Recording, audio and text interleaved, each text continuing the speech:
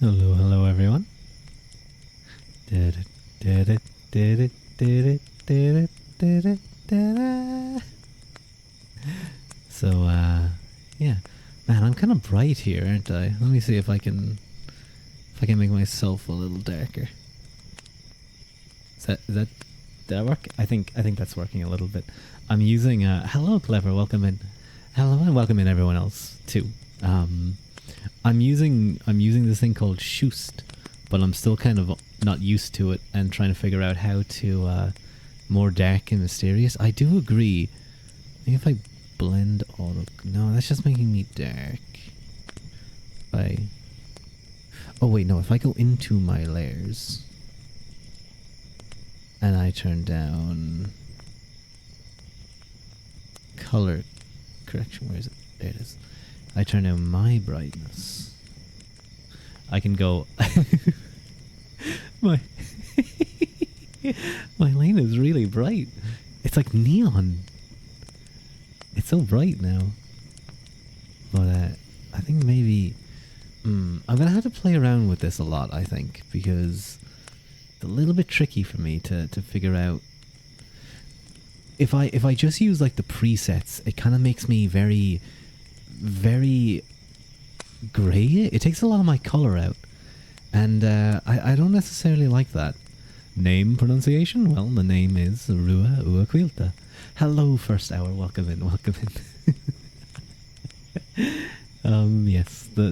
I mean, now that I have it, I may as well use it all the time. I was almost tempted to open the stream with like my usual PNG, but I thought, nah. Let's just, we're now upgraded. We're better. We can move around a lot more. I have to keep in mind that now you guys can see my face and stuff, so I'm gonna have to like facial act, like move my eyebrows and wink at you guys and tilt my head and move my mouth, all that little stuff. But yeah, I've I had so much fun during that debut. I think that might have been the most fun I've ever had on a stream. It got a little bit out of hand.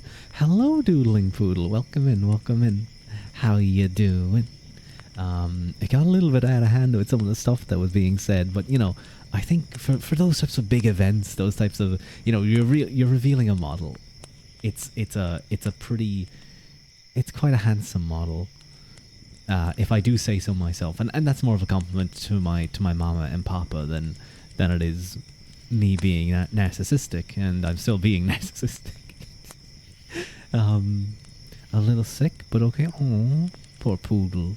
I hope you feel better soon, Mr. Poodle, or Mrs. Poodle, or whatever. I know quite a few people who are feeling sick these days. I think at least in Ireland here, it's the turn of the weather. It's starting to get colder, and Miss Poodle. Gotcha. It's starting to get a little bit colder and a little bit windier and more wet. And it's you gotta wrap up, and that's me being a professional streamer and remembering to mute my phone. You got sick from anxiety due to your new job? Oh, new role. Well, look, I mean, I guess it depends on your level of experience, but what I should say, Doodle, Doodle. Do I call you Doodle or Poodle? I like Doodle. When it comes to new jobs, what I've always found is they don't expect everything to go. Oh. Yeah, well, you know what? That's also an action you can take. You know what? If it is too much, then fair enough. I was going to say that oftentimes when you start a new job, they don't expect too much out of you. They might give you tasks and stuff that's appropriate to your level, but they understand that you're still learning and you're getting into that position. They're not going to expect perfection straight away. It was in the fast food service. It was yucky. Ah, okay, I see. And hello, welcome in, son. Welcome in. We are in a new era of Ruadh. A very new era indeed. Of course, it's a new era in terms of aesthetics.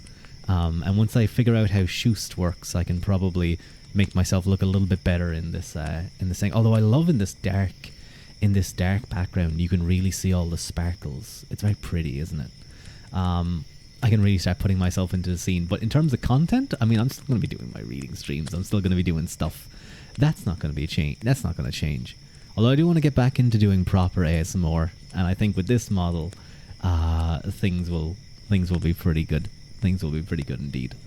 How a Live 2D reacts to staring at a book. Someone mentioned having a toggle that like makes my eyes look down. That's not a bad idea. So it always looks like I'm reading from the book because it's kind of awkward. I can't look at how my model looks down when I look down. Are you reading from a physical book or a PDF? A physical book. I talked about it on stream. I hate e-readers or stuff like that. Although a PDF on screen might be good, but I mean, I literally have a physical book in my hand right now, son. So I'm reading from this book right here. Oh, they didn't care. They wanted you to do it all from the get-go. Oh. Doodle, don't worry. Another job will come along, I'm sure. But job anxiety is not an abnormal thing. Many people get very nervous when they go in for interviews, when they go for any sort of new job. So it's totally normal to be nervous. But you do have to, some people don't deal with anxiety too well. I think a big part of it will come down to your teammates and your co-workers. Are they willing to be supportive and helpful and assist you through, and like you have a good foundation to start off? Then I think that can be the big part of getting into the job at the start. I find that, obviously there's extremes, but most jobs really come down to the people you work with and how well you can get on with them. Now, look, if you're doing like some like science and stuff, and you're like just alone in a laboratory, or you're like an underwater welder, that's a whole different story. That's all on you then. But if you can get on with people, that's a big thing. Based tree chopper, and then I want to go plant all the trees in Ireland too.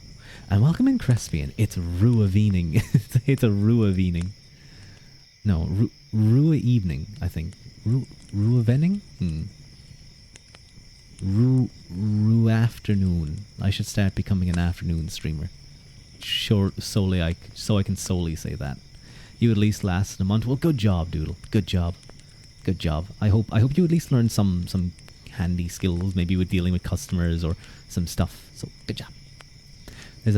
That's how fast food service tends to be. The last time you worked in food service, you got thrown into the deep end during the lunch rush with literally no training or guidance on what your job was whatsoever. You learn by making mistakes and getting yelled at. Not worth the money it pays. No, it does not seem to be. I have heard that though with restaurant jobs, it can be. Excuse me. It can be very stressful. Very, very stressful. Most of your co-workers were nice, but the ones you had to work hand in hand with were not nice to you at all. One yesterday almost slapped you for no reason. I often think that, like, if there's a camera around and I'm like in a workplace and someone slaps me, oh well, I'm taking that to the bank. I'm gonna go to a lawyer. I'm gonna try and get money out of that. I mean, my employer was not making a safe workplace for me. Well, now I think that's something you gotta fix. But I'm glad you didn't get slapped, because that can be quite traumatic. And if you got slapped, that's a good reason to quit. That's a very, very good reason to quit. I have to say. But it's okay. It's okay, Doodle. You'll find another job. I'm sure of it. The co-workers tend to be very stressed, but there's some camaraderie there. Everyone in the same boat. I remember. George Orwell has a great book called "Down and Out on the Streets of London and Paris" that really just details his experiences as basically a homeless person, or a very poor person, almost proletariat, but like working class and stuff, in London and Paris. Obviously, that's the name of the book. But a big part of it is actually him working in Paris in like restaurants and stuff.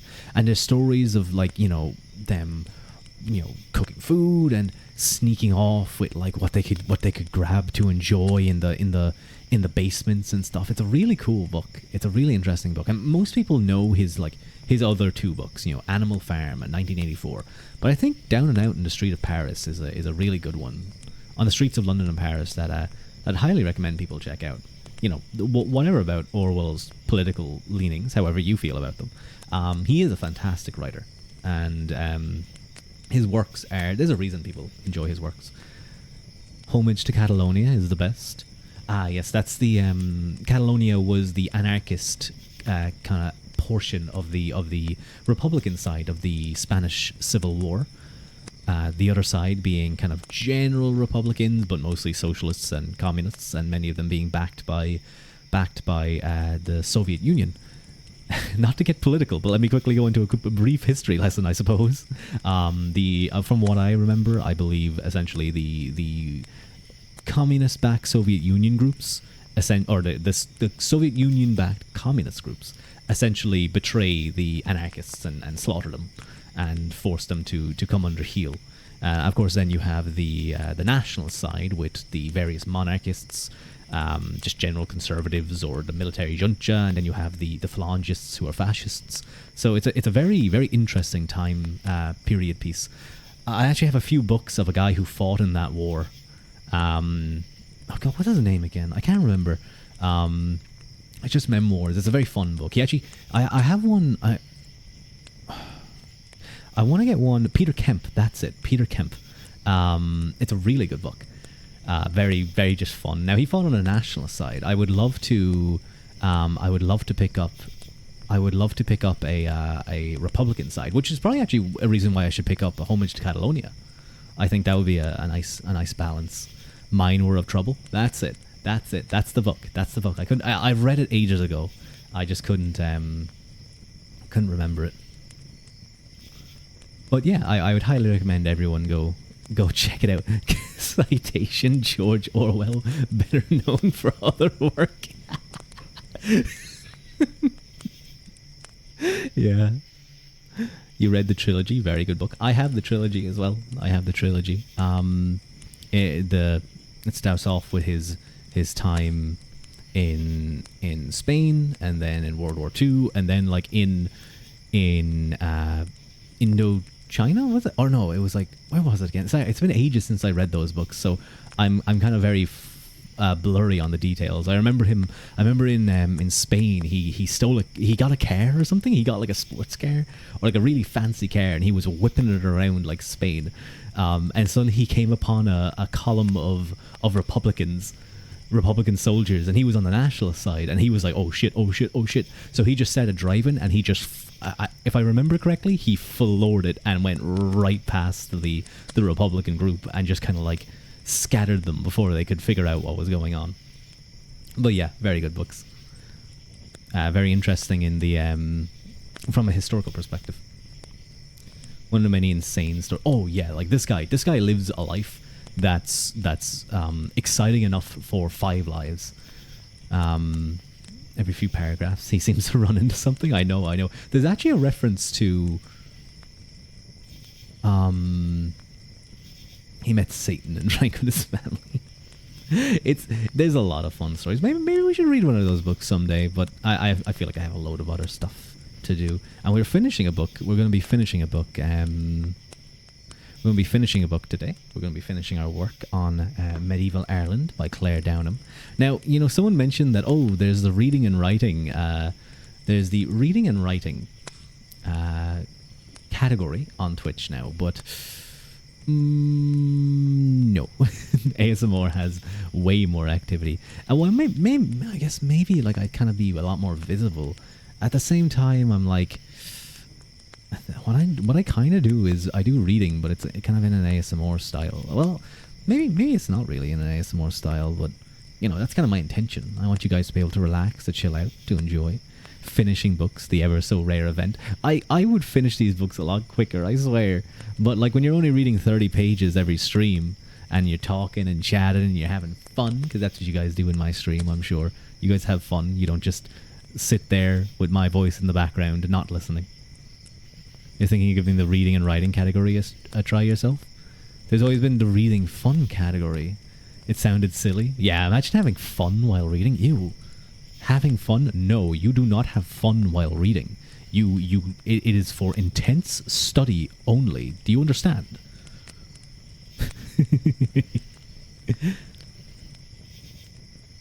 But well, yeah, maybe I'll give it a try sometime, and suddenly I'll have a bunch of like people coming in being like, "What the hell is this thing?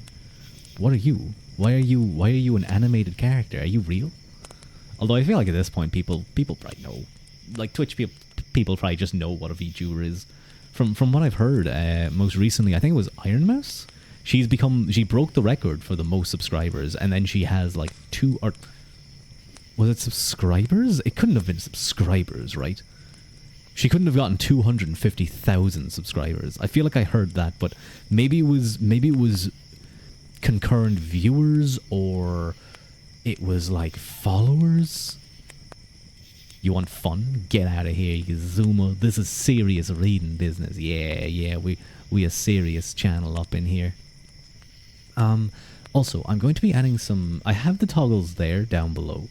Although I don't have it set up to do it automatically, but I can, there's toggles that allow me to take these off. So if you guys want to redeem those for if you want me to take off this or put this on, put it back on, you guys can do that. I'm going to try and get a couple more toggles. Anything Halloween related upcoming on your mind?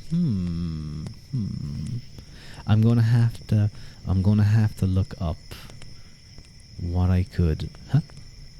Why isn't the headband? Oh my god, I'm dumb. Hang on, I forgot streamer bot. I'm sorry. There's so many things that I'm not remembering. Hang on. Let me. I'm not gonna scam you. I promise. Let me very quickly open up channel points. How do I look at my redeem requests? Oh my god, there's things from last year. How do I set this as from the beginning? Who goes through and like marks everything as complete? Hang on, let me heartbeat Pioneer. Where's my head pad? There it is. So I'm going to refund those points, and I'm gonna very quickly do. So before you do anything, I'm just gonna like mark everything complete, just to. Yeah, sure. All 88 stretch redeems. Hello, Haru. Welcome in. You still haven't read any classical Halloween books, but not one of them. That would take a while to read, like Dracula or something. You have billions? Billionaire. Thank you for the drown check. Oh. Haru. That was one I stole from Sasabiu. Well, someone else gave it to me, but I knew Sasabiu had it, so I knew I needed it. I want to get the face poke one, but Sasa has the face poke set up in such a way that like it's like perfectly in line with him, and he's able to do like ow, and it like moves away from him, and then it starts poking him again. So I'm going to have to get onto him and be like, how did you do that? How did you do that particular motion? Like, where did you put it? Because I don't know if maybe it's the shape of my model or something, but I was definitely having a little bit of trouble doing it. There's like face caressing. There's like rubbing. I don't know if I want to give you guys the ability to rub my like nose or something. Maybe just like poke my nose. That would be funny. Maybe I'll figure some stuff out. There you go. Thank you for the head pat. There's also a head pat one of the. Oh wait, hang on. I do have to drown check. Where's my bottle? Where's my bottle? Oh wait, hang on. I will have to go grab my bottle.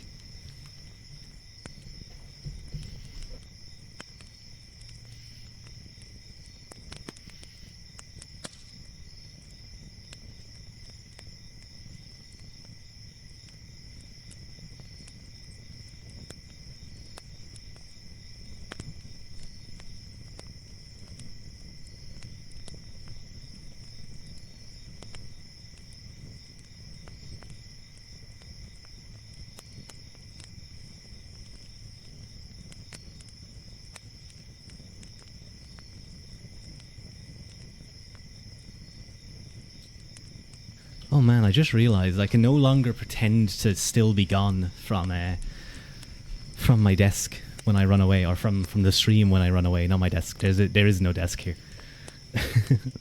Because sometimes when I would leave, I would come back and I might just get stuff organized, and I'd just be like, okay, cool, go.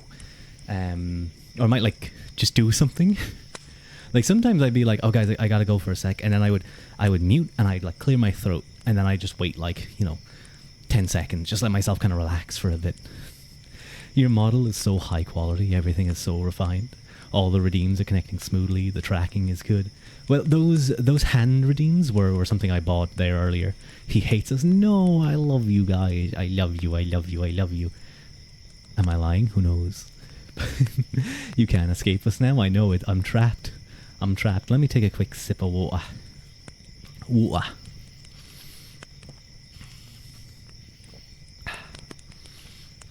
The next thing you should get is custom. That's what I've been wondering. What do I do now?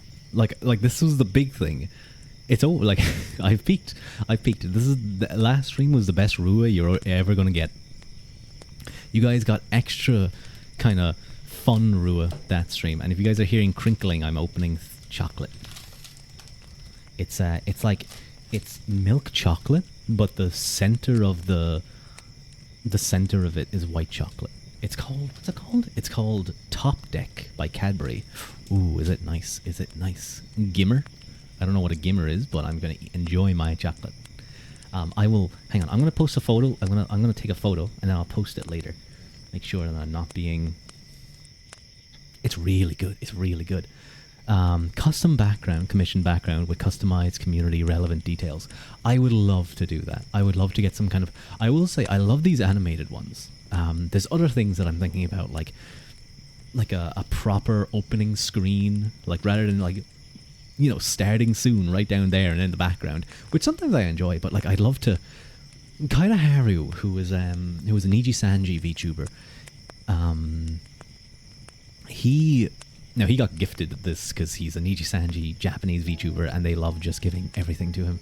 Hello, it's Albert Wesker, baby. Welcome in. Thank you for joining. He got a ending stream animation, which is him. It's him reading, and then he closes the book and he stands up and leaves. And I'd love to get something like that. But I'd love to get like a commission background with like little things. I don't even know what I would do. Maybe I'd reference some of my friends. Some of my friends could be references. Let's see. Later? Give it now? No. You guys will have to wait. But wait, hang on. Maybe I can just give it now. I can just put it into the Discord. One thing I do want to do actually is, you guys know that Ruadh lore redeem. I'd actually like to make it. I'm gonna make it so that when someone redeems it, I'll give a brief version, but then I'll go, if you want to see more, click that link, and it will show the link to that little lore video I did. I still feel so chunny about that. You got a work in progress background of a reading room that you've been neglecting to work on. It has a bookshelf in the background that has only been filled with books you've actually read. I remember you telling me about that, son. It seems really cool. That video is so cool. I felt so like... I felt so cringe. Like putting it on the screen and like just sitting there watching people react. I was like, oh no, what if they hate it? But someone pointed out that I was probably, unless there's some weird, obscure Irish VTuber, like, I'm sure some Irish VTubers have spoken Irish on stream before, every now and again. I'm going to have to get back in and really become fluent once more. And by, once more, I'm talking, you guys get me. I've always struggled with languages. But, that was probably one of the... Oh, thank you, Sugar. Thank you for the head pat. These eyes are so perfect for that.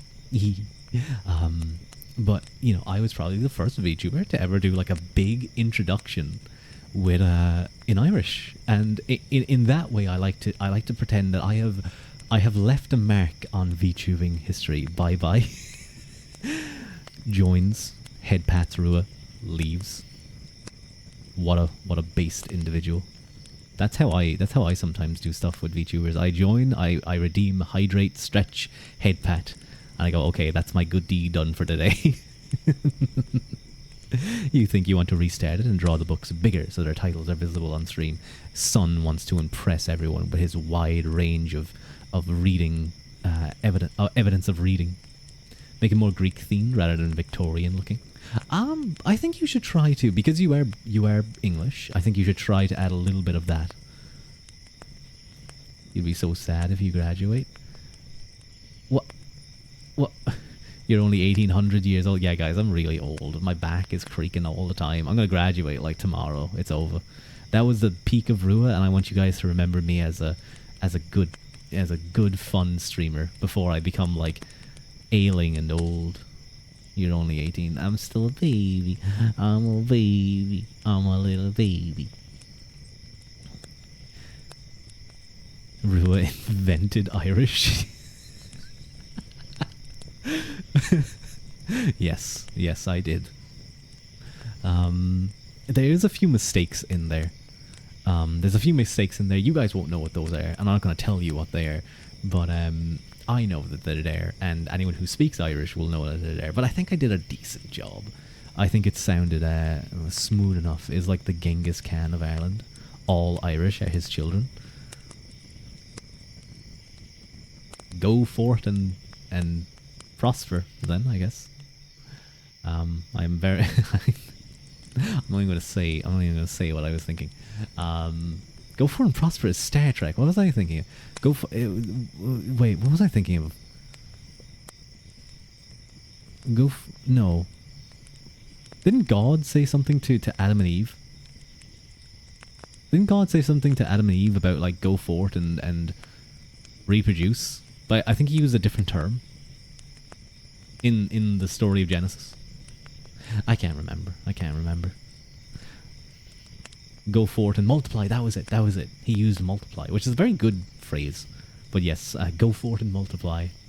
Go forth and reproduce. Yeah, that's why. I couldn't think of the word. I was very strict. I was very to the point. I was talking about math actually. Listen, Adam, Eve, I have a lot of guests coming over for a party.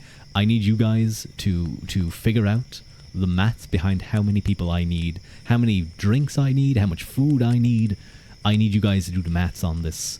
I may be God, but I'm not very good with numbers. And then he leaves. Would you rather eat slug or stink bug?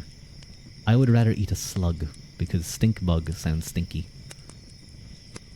2x by minus 3 equals minus 9. 3x is equal to minus 3.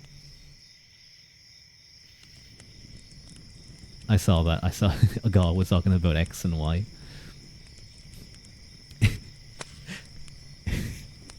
It's x and y, not y and y. Wait, that actually works so well. Chromosomes.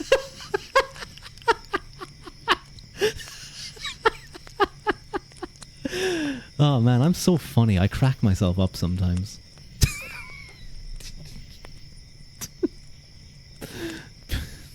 I'm dumb.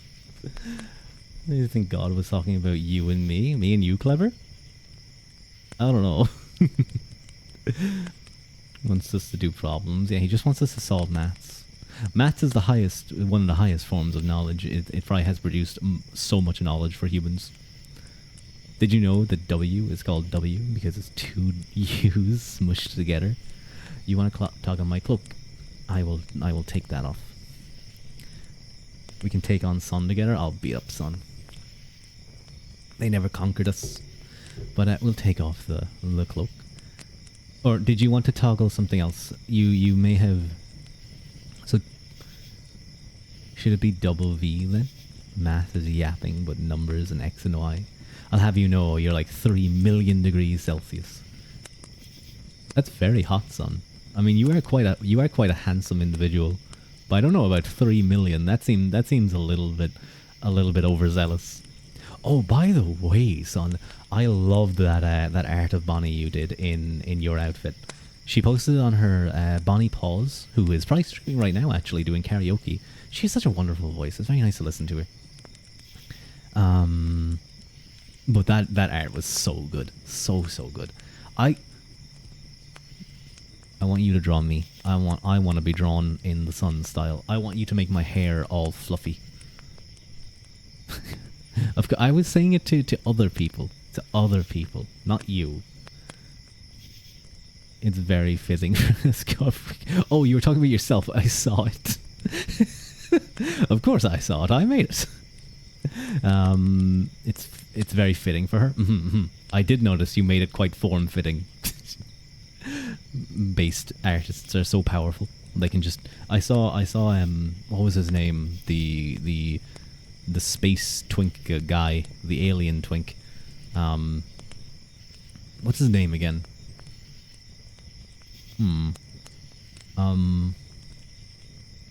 Shu. That's it. Shu. He didn't he start. But did he start the trend or did someone else start it?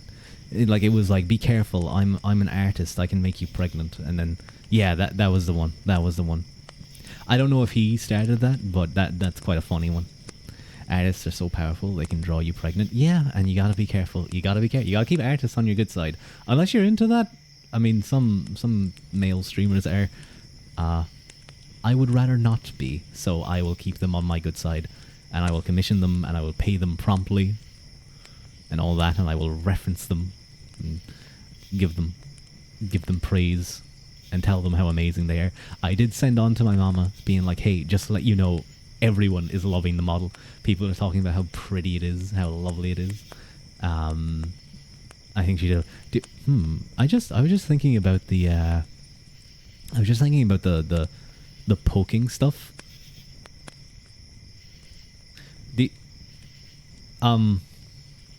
Like it's not very visible when I have the cloak on, but like I could have a redeem. You know what? I want to get into my reading streams. I gotta have a redeem that pokes the chest. No, I don't know if I want to give you guys that power. Zhongli eyes. I don't know if I'm pronouncing that right. Zhongli never left your brain. Now you can't unsee. Yeah, that was kind of. And thank you for the head back, clever. That was. I remember she posted a sketch of Zhongli. And I was like, we were talking about eyes at the time, and I was just like, I want my eyes like him. He has really good eyes. And she was like, okay. And I imagine when I said that, she was like, oh, I know, I'm gonna make these eyes so good. And then she did this, or not that one, although that one's cool as well, but this, and this one I think is dangerous. I love my Dragon Mana so much. I have no idea who he is. All I know is I think he's from Genshin, but he's a very pretty man, and I thank him for giving me my eye shape. He's so handsome and suave right now, but mark your words, within 6 months he'll have a 100-point ball redeem and a second joke model made in MS Paint. I could just like no, I don't want to say MS Paint because that kind of derides my prior PNGs. Because I love them. I genuinely love those models. Those PNGs that my friend Dance made for me. Bye guys, everyone eats lots of drinks and fix your slouching. It's not good. I know you're amazing and can do everything you set your mind to be and stay cute. I will try to be. Your eyes are great. Zoom in. You guys want to zoom in? Hang on, I'll get you guys to zoom in. Maybe I should be like this when streaming, when doing reading streams. Can I get my book up here? I can. Oh, that's good. And that's showing off, I guess that's showing off kind of like the expressions and stuff. You straightened your back reading that. I did too. I did too. I sat up a little straighter.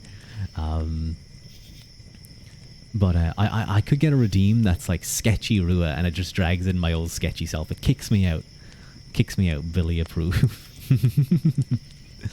I spent a lot of time actually. So I saw a few people mention the mouth tracking, and I actually did spend a bit of time on that. Like my papa did the AI EOU thing on VTube Studio. Some of you probably don't know what that is. But I spent some time kind of perfecting that to what I wanted it to be. And I'm quite happy with it. I think it looks that's like the YMCA. Yes, son, that is the YMCA. No, I think it's the Japanese most like it's their vowels basically. A e o u no a e u e u u something like that. Anyway, I could probably ask my weeb friends. Uh, but it basically takes certain sounds. So if I make an ah sound, my mouth is gonna make an ah shape. If I make an e o u, it makes kind of sounds like that. But it was a little bit awkward. It kind of seemed like way too sensitive. So I spent a lot of time working on that. Hello, hello, hello, hello, disabled gamer. How are you doing? How you doing? I wonder what people are gonna think if they came into my stream. Sometimes they have U and an O. I think they do as well. And they come into the stream and they're like, who is this guy? Who is this man? The less your mouth moves, the more Ikiman you look. I think so as well. Like, it was moving a ton. It was moving it was going from 0 to 100 on the settings, and I was like, that doesn't look right. And I think the more soft the mouth movement, the better. Please, Chandler's fine. Chandler. But I've been chatting for a little bit, about 40 minutes. I feel like it might become more as I get more detailed in art. I feel like I just want to keep talking because I want to just see all the expressions. But I think it might be time to get into reading, and I feel like I probably need my my pupils to do that. There was a joke in some old cartoon on how people would try to appear cooler by talking without moving their mouth so much. Your name, it's Chandler. Oh, well, nice to meet you. I would say disabled gamer or Chandler. Do be careful not to give out too much information. I prefer, some people have their real names, but there's always people who you never know who might be watching or who might be sleuthing for certain information. You know what? You should get little reading glasses. I don't need reading glasses, son. I'll have you know I have perfect vision. I have perfect vision. But welcome in, Chandler. I hope you get nice and cozy because we're going to get into our reading today, and we're going to be finishing off our work on not my work, someone else's work. You should get Sun would look very cute in little reading glasses. We're going to continue our reading. Let me just make sure that everything is set up correctly. Okay, so we're going to be finishing off our book on medieval Ireland by Claire Downham. If you care about the history aspect, I hope you enjoy that. If you're just looking for a voice in the background to keep you company or be white noise for you, I hope I can fulfill that role too. And if you're just falling asleep like a little Ruadh over there, I certainly hope my voice can help put you to sleep as well. So, I think let's get into it. Now, the last few chapters have been quite interesting with all the politics and cultural connectivity that's been going on between the Irish. The Vikings are kind of starting to become subsumed under either the Gael or the English, as well as the development of the Anglo-Irish. But a lot of talk has been about the politics and all, and the cross-cultural pollination. Now we're getting into more arts and education, and I assume it's going to be talking about maybe some of the works that start coming out, maybe a resurgence of the Tuatha Dé, because that does happen around this time period. I'm sure there's going to be mentions of cross-cultural arts that come in. So, the arts. So, chapter 11, the arts, 1100 AD to 1500 AD. Ireland's cultural achievements from 1100 to 1500 AD have tended to be seen as a decline from the early medieval Golden Age, but this has attracted attention from many creative and beautiful works of art. Early studies emphasized the backward-looking character of Gaelic culture and its distinction from English culture. Nevertheless, Gaelic society both honoured inherited traditions and was open to innovation in the fields of education, literature, music, decorative arts and architecture. Considerable regional and chronological variations are displayed in the works of scribes, artists, and builders. Too often, late medieval Irish art is measured against external benchmarks of English and European culture, such as conformity with a specific art historical or literary movement. However, in recent years there has been growing appreciation for the abundant cultural resources of late medieval Ireland and their inherent and unique qualities. For centuries, the ecclesiastical schools of Ireland provided a wide-ranging education that extended beyond religious matters and excelled in scholarship in Irish and Latin. Latin scholarship was flourishing at major ecclesiastical centres including Glendalough, Lismore and Armagh. In the 12th century, manuscript evidence shows that these schools were in contact with mainstream European trends. During the 1160s, Ruadh Uachtarúr gave his support to the cathedral school at Armagh, but any plans to develop a university there were scrapped by the political changes that were wrought in Ireland in the following decade. Dublin was to be the centre of English authority, and it was here in 1192 that a secular college of clerks was founded at St. Patrick's Cathedral. An attempt was made to found a university in Dublin in the early 14th century. However, this was perhaps ill-timed in terms of the economic and political well-being of the English colony. Because around the 14th century, the English power is starting to greatly diminish. Many of the great families are dying and splitting up their inheritances, and it's allowing the kind of re-emergence of the Gaelic elite. Although papal permission for the project was confirmed and a constitution was drawn up in 1320, the university never got off the ground. In 1475, a petition was set up to the Pope for the foundation of a university teaching theology and the arts, but despite Vatican approval, the plan came to nothing. Despite the absence of a university, a scholarly education could be obtained by other means by the few who had the ability and resources to pursue it. A continuous stream of Irish students were to study at foreign universities. Eminent among them was Richard Fitzralph, a native of Dundalk, who became Chancellor of Oxford University in 1332 and Archbishop of Armagh in 1346. The Hibernian Rising? Well, many of them. Hello, Billy. Welcome in. Hello. How you doing? Little peeping from the door. Come in. Get cozy. I hope you're having a nice start to your week. It is Monday, so it's the dreaded day for many people. But hopefully we can get cozy and warm by the fire, and we can all enjoy a little bit of reading.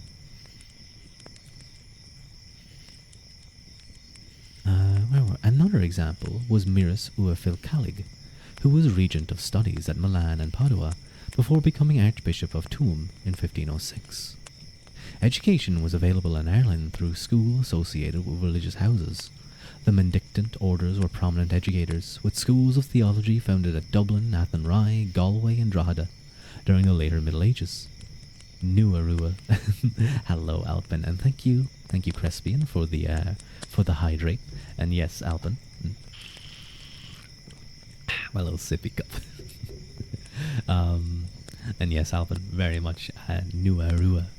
Nuarua Ua. At the tongue twister, I think, is it? Nuarua Ua, Nuarua Ua, Nuarua Ua, Nuarua Ua, Nuarua Ua. It's not that hard of a tongue twister. One that I always find difficult is red letter, yellow letter, red letter, yellow letter. It's very difficult. Also, Irish wrist watch is a very difficult one. I do like the okay, what's the one with the woodpecker again? It's a woodchuck. How much wood could a woodchuck chuck if a woodchuck could chuck wood? A woodchuck would chuck as much wood as a woodchuck could chuck if a woodchuck could chuck wood. It's from the Or and the L's, yeah. I mean those. I remember someone gave. I remember Gins. Oh, no, I think it was Kaida Haru. He was playing Apex, and he doesn't speak English that well. He is very cute English.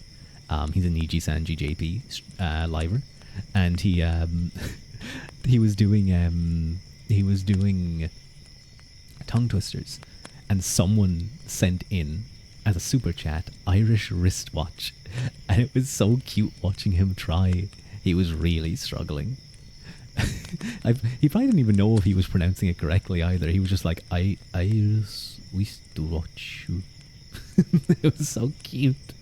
I like. It wasn't even like. It was almost like he couldn't even say it hard like well enough to do it as like a tongue twister. Oh man, English is adorable. It really is. It's like, you know.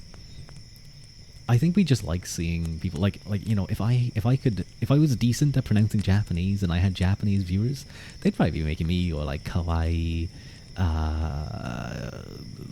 What's some cute Japanese words? Don't put it in Japanese because I won't be able to read it. What's some cute Japanese? And you guys just start posting symbols that I don't understand. Some tongue twisters are easier when you read them as an actual sentence and not focus on being tongue twisters. The way you focus on the context of a perfectly sayable sentence. I think that's what makes things like Irish wristwatch so difficult, or red letter, yellow letter. It can just like you only. It's not a sentence. They aren't sentences. Shogunai. Wait, no, hang on. Shogunai. Shogun, isn't that like, that was like the Japanese like military leaders? Shogunai. What does that mean? Am I saying a bad thing? It can't be helped. Oh, yeah. Shogunai.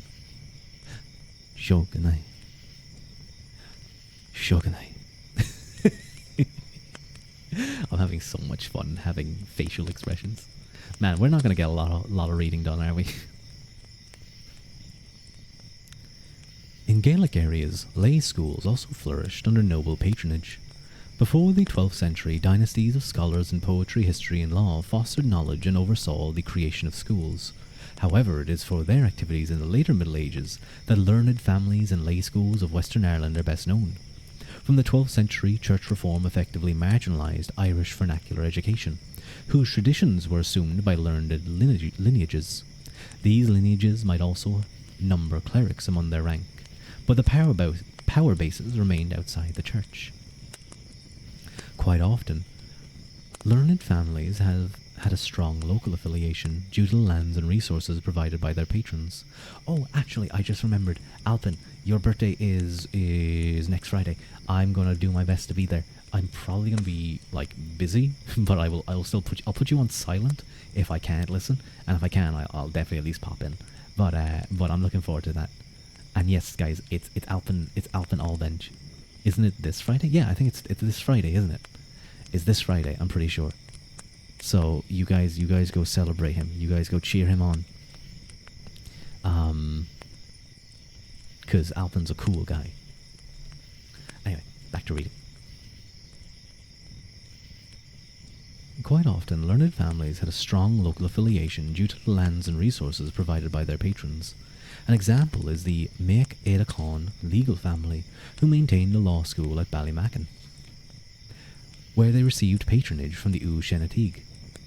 Their library displayed wide-ranging interests, including homilies and passions, and their alumni pursued careers in history and genealogy as well as law. The longevity of some scholarly families is fascinating. The poet Cúchonnacht Udalig, who died in the church of Clonard in 1139, was the ancestor to the various dynasties of the Udalig, who pursued careers as poets and educators across Ireland and Scotland until the 17th century. While chances for university education were limited in Ireland, opportunities to gain knowledge and excel within well-established fields of learning were highly prized. Literature in Irish. A large body of literature composed in Irish survives from the period 1100 to 1500 AD. This reflects the activities of learned lineages and the care with which a number of manuscripts were preserved and copied over time. A striking feature of these texts is the emergence of a standard literary version of the Irish language at the end of the 12th century. Classical Irish, or Early Modern Irish, as it is also known, was the main mode or literary communication until the 17th century. The regularization of the language reflects a conscious desire among the literati of Ireland and Scotland to share a common register of writing that reflected high educational standards. Classical Irish had the advantage of being easily comprehensible across dialectical and regional boundaries. Another striking feature of the late medieval literary output is the dominance of verse. Students of different schools including history, law, and medicine, as well as poetry, were trained to compose verse in a metrical pattern involving fixed numbers of syllables per line. Professional praise poets were required to master the most difficult form, called don dirch, or straight verse.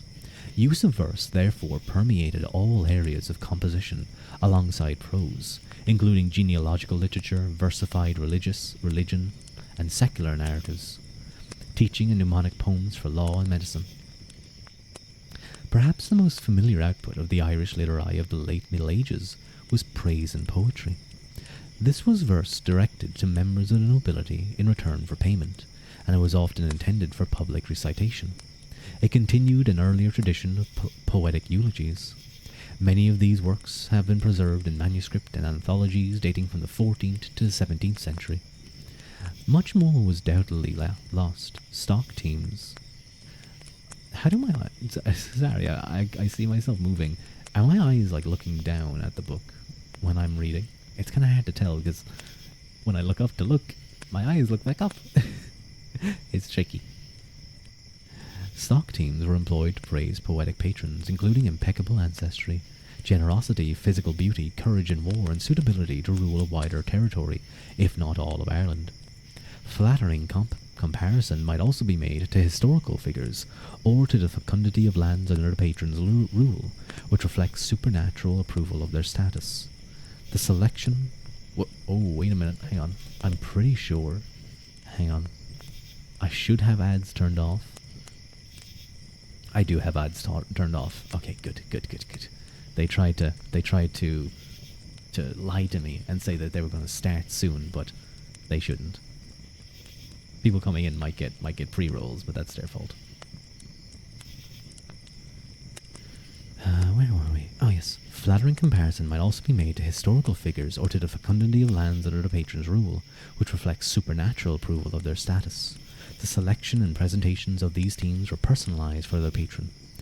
Books of poems were also put together for particular families of patrons. A notable example is the Donner Weg San... Sorry, this is a difficult word. This is a difficult one. Ads can't stop. Hoa. Donner Weg... Howardon, I think. Howardon, yeah. Donner Weg de Howardon. Of the 14th century, of which 33 poems survive. Careful reading of praise poems can provide an insight into the political aspirations of a named ruler or family at a given time. Patronage of bardic poetry was unrestricted to Gaelic elites, although the incongruity of writing praise poems for patrons with opposing interests was commented on by the poet Gofrid Finn Uadalig in the 14th century.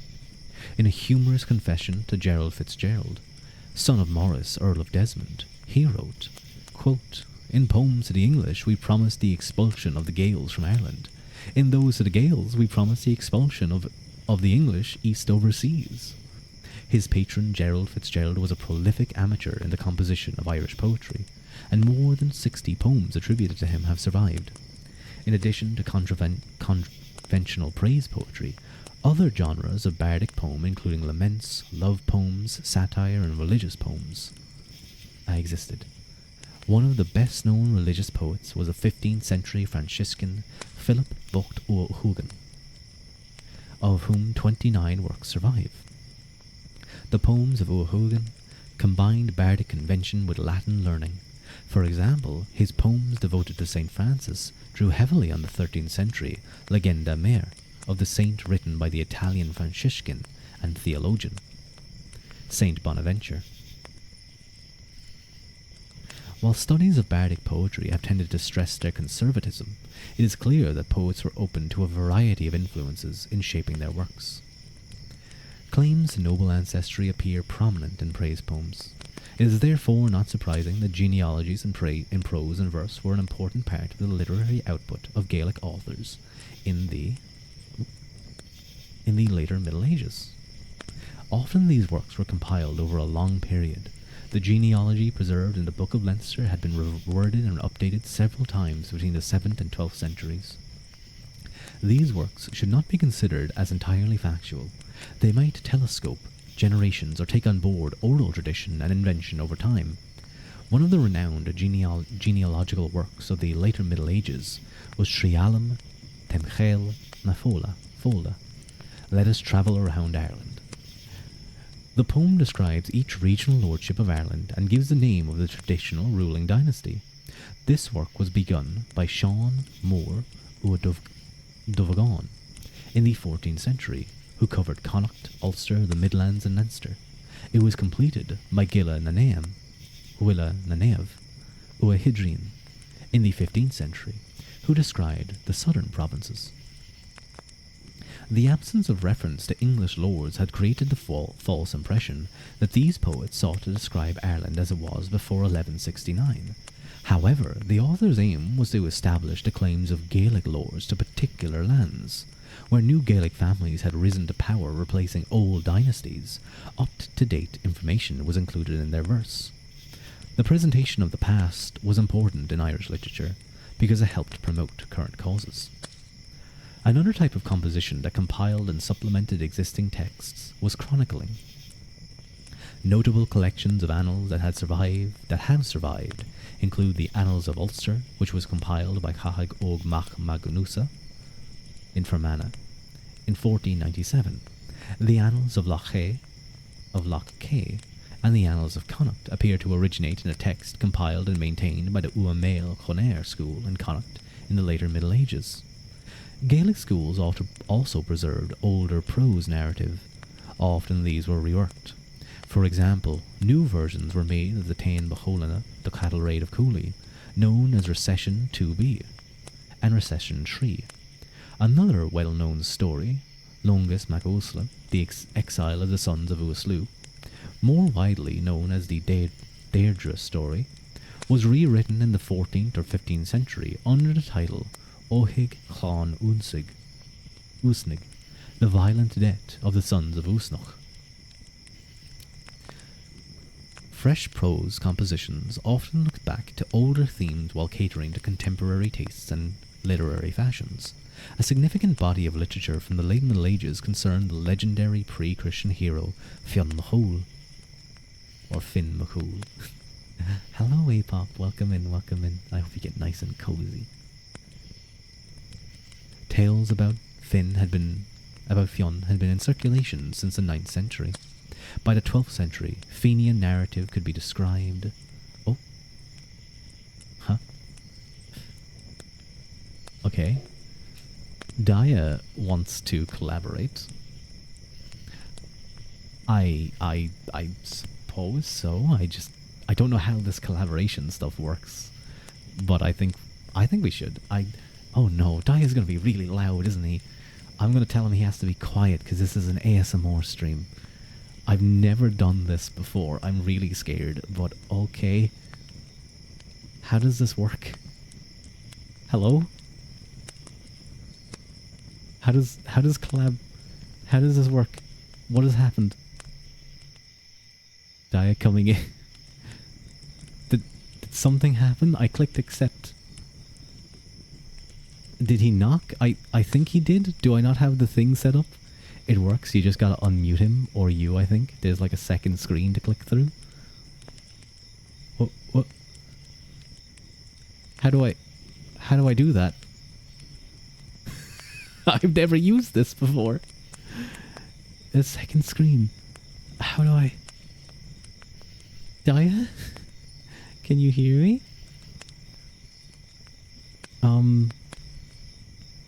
Someone explain. Oh, he died, you think? Wait, no, oh no, Daya. Daya's stream might have just died again due to bad internet.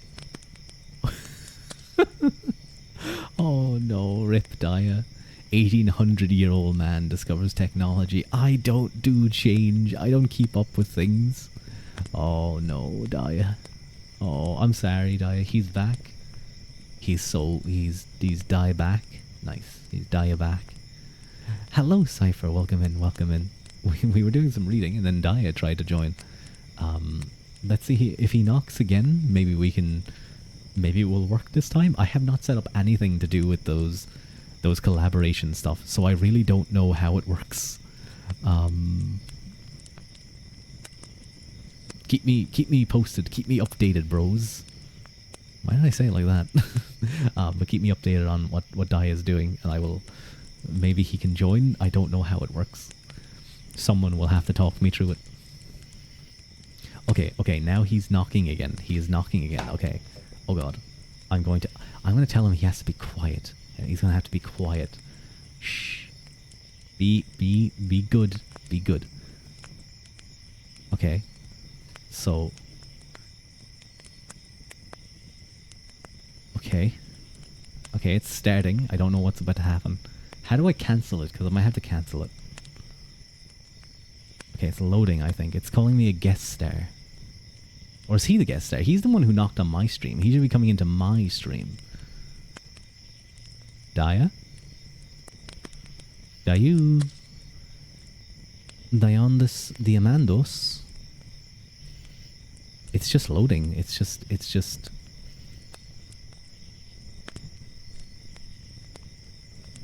Did he die again? He's not dead again, is he? How do you cancel Daya? No, Daya is a good guy. Daya is a good guy. He's a sweet boy. The guest star thing does not seem to be working. Oh, wait, hang on. I think it's working now. Wait, hang on. Is it... Can you guys hear him? Do I have to add this as a sound source? Hello, Daya. Can chat hear your call? Your stream should be able to hear the call. Hi, Daya. Can you hear me? How you doing? No, wait, hang on. Oh, someone did a redeem. Okay, he's heard very faintly. Yes. Both of you are on Daya's end? Oh. No, I'm reading a book, so I'm not doing full whispering, but thank you for whispering. Hang on, I'll up Daya's volume, and maybe that can... Oh my god.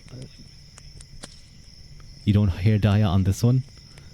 No, the audio isn't working. Okay. No, I can't. My side can't hear you guys. You think you hear him through my headphones?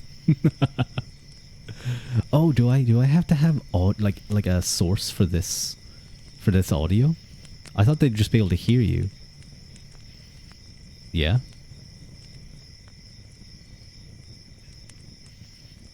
It's probably routed strangely. Yeah, something's up here. Hang on.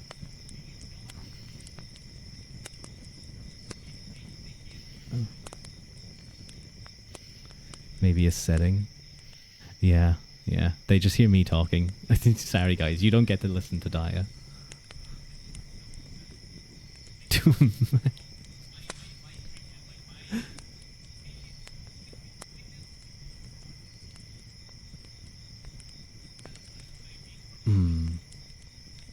Really? Oh my god. What's going on?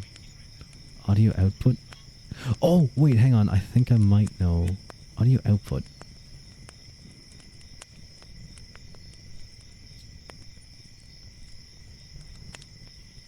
Hello, Inka. Hang on. my mama's here now, Daya. I don't know how to get them to hear you, but hello, Inka. Hi, mama. Hi, mama. Your boy's moving. Your chat has to listen to me praise my mama for the amazing job she did. Hello, Inka. Hello. Thank you for joining. I know it does. He's complimenting it right now. He's saying it looks really good, and loads of people have been complimenting it. You did an incredible job with this. Sorry, Daya, you have been seconded to my mama.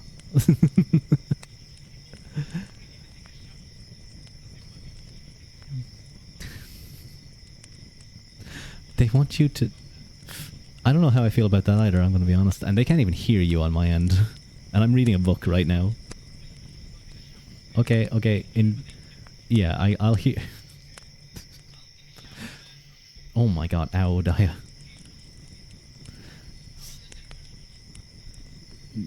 So Daya is currently going to go take a shower. You guys can't hear him, so that's a good thing.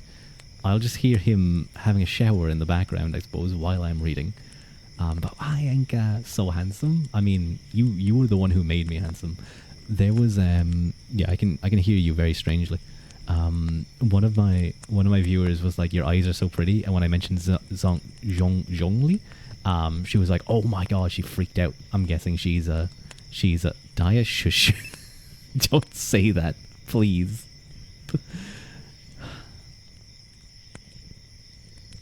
God. Oh my god, Daya, please. I just want to read. I just want to read. Can I go now? Can I go read my books? I'm reading about medieval Ireland, and I have a diamond trying to take a shower on stream with me. Well, not take a shower with me. Okay, go have a nice... That's a very strange redeem, Daya. I do apologize. You guys can't hear him, but Daya Love, guys, go check out. Hang on, I'll give him a little shout out. Slash and shout. Oh wait, I can't shout him out. I'll have to do it by memory. And this. Yeah, Diamandus. Anyway, I'm gonna go back to reading and stuff. Enjoy your shower. Have a nice warm one. Bye bye. Talk to you later.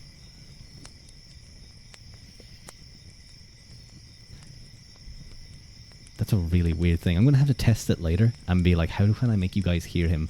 Maybe I will just have to set up a source that allows you guys to see it a lot better. He's now gone.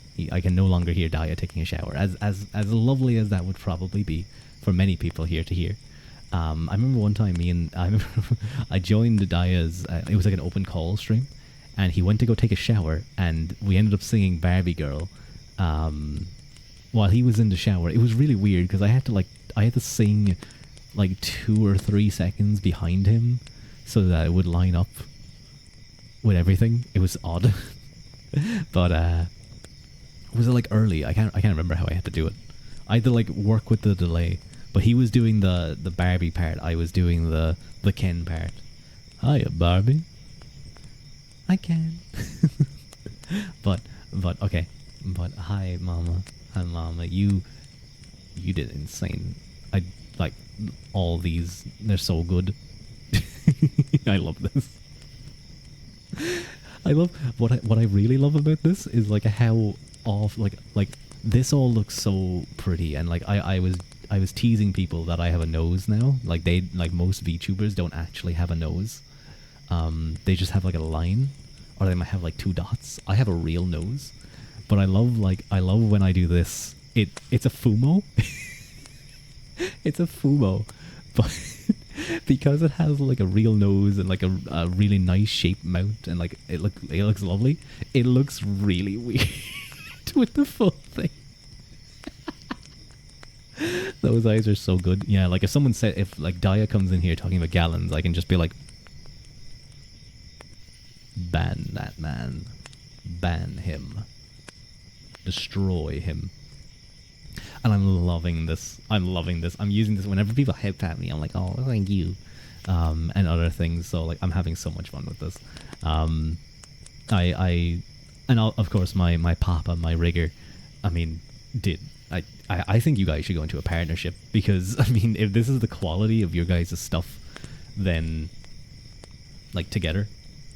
Sorry about the no, Mama, don't. No, don't you say it too. Don't you? I can't have my mama saying things like that to me. That's like when you're watching TV with your parents and like a lewd ad comes on, or like a sex scene in a show comes up. You can't be saying those things to me. That's weird. But thank you for joining. I see you have like you're like pumping out. You're drawing a lot of children.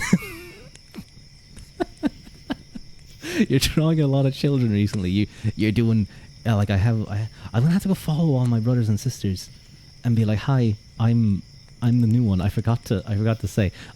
Shut up, clever. I caught myself saying it. I didn't want to say it. It sounded really bad. but yeah, you guys should go if you guys want a VTuber model. If you want to look as good as me, you just gotta go ask Inka, and well, I mean, she'll make you gorgeous.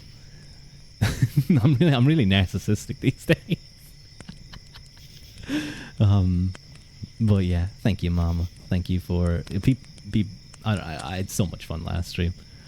I don't know if you're gonna check out the VOD, but people went crazy. It's a bit of a problem. You're running out of beds. Yeah.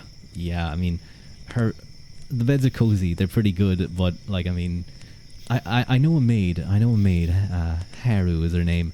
She might be able to help you at least get the beds together in order. You might have to replace all the beds with bunk beds. I begs top bunk. Can I have a single bed? Can I be the special child? I want to be the favorite child. I want to be the favorite. I was talking during the debut stream how I shouldn't be looking over here because I'm looking at chat. I was talking about how like I sent you so much stuff, like paragraphs on paragraphs of like, this is what I want, this is the thing I'm thinking of, and then you were like, yeah, I felt like you were like, oh my god, who is this person?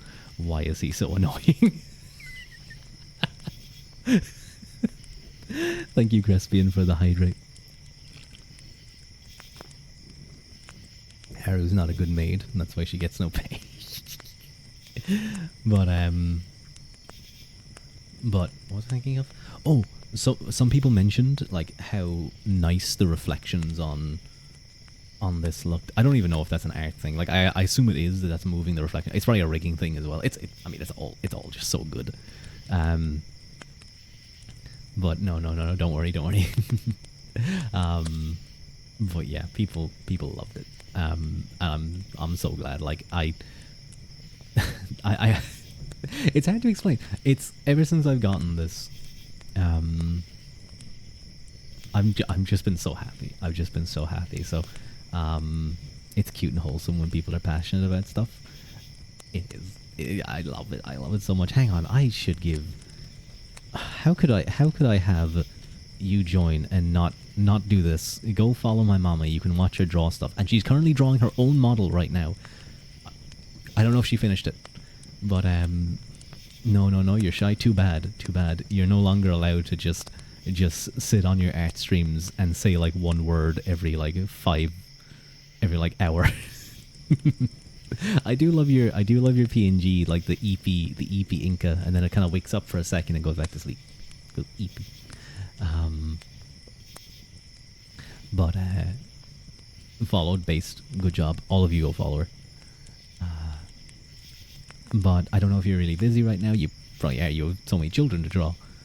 But thank you for joining. I'm going to get back into the reading stream. If you're going to stick around, I hope you enjoy. We're reading about medieval Ireland. This is the type of the content I usually do. Yes, you created this absolutely incredible model so that I could read books. But thank you for joining. You know what? Hang on, just because I don't know how much you probably saw the model showcase by my papa. So you've probably seen the full thing in motion. You're currently getting ready for work. Oof. Struggles. Although you're ahead of me, I think. You're ahead of me in time. You're in the future. So you'll at least hit the weekend sooner. So I hope your work goes well. I hope it goes smoothly. It's plain sailing. No issues. I do want to say that the gold rings with the gold on the book in this it just looks nice, doesn't it? How does the silver look? The silver goes then with the sword and my collar and like the antler as well. Oh, it's so difficult. So difficult. Reading books and being the most so ever. Yeah, last stream on the debut was quite the thing. I'm not too sure how to react after that, but I'll have to regain my say so image by reading books, and that's what we're gonna do. We're gonna get into it there now. So I hope you guys enjoy as we get back to the reading. Who knows, we might not even finishing it. We might even finish today, even though I really want to.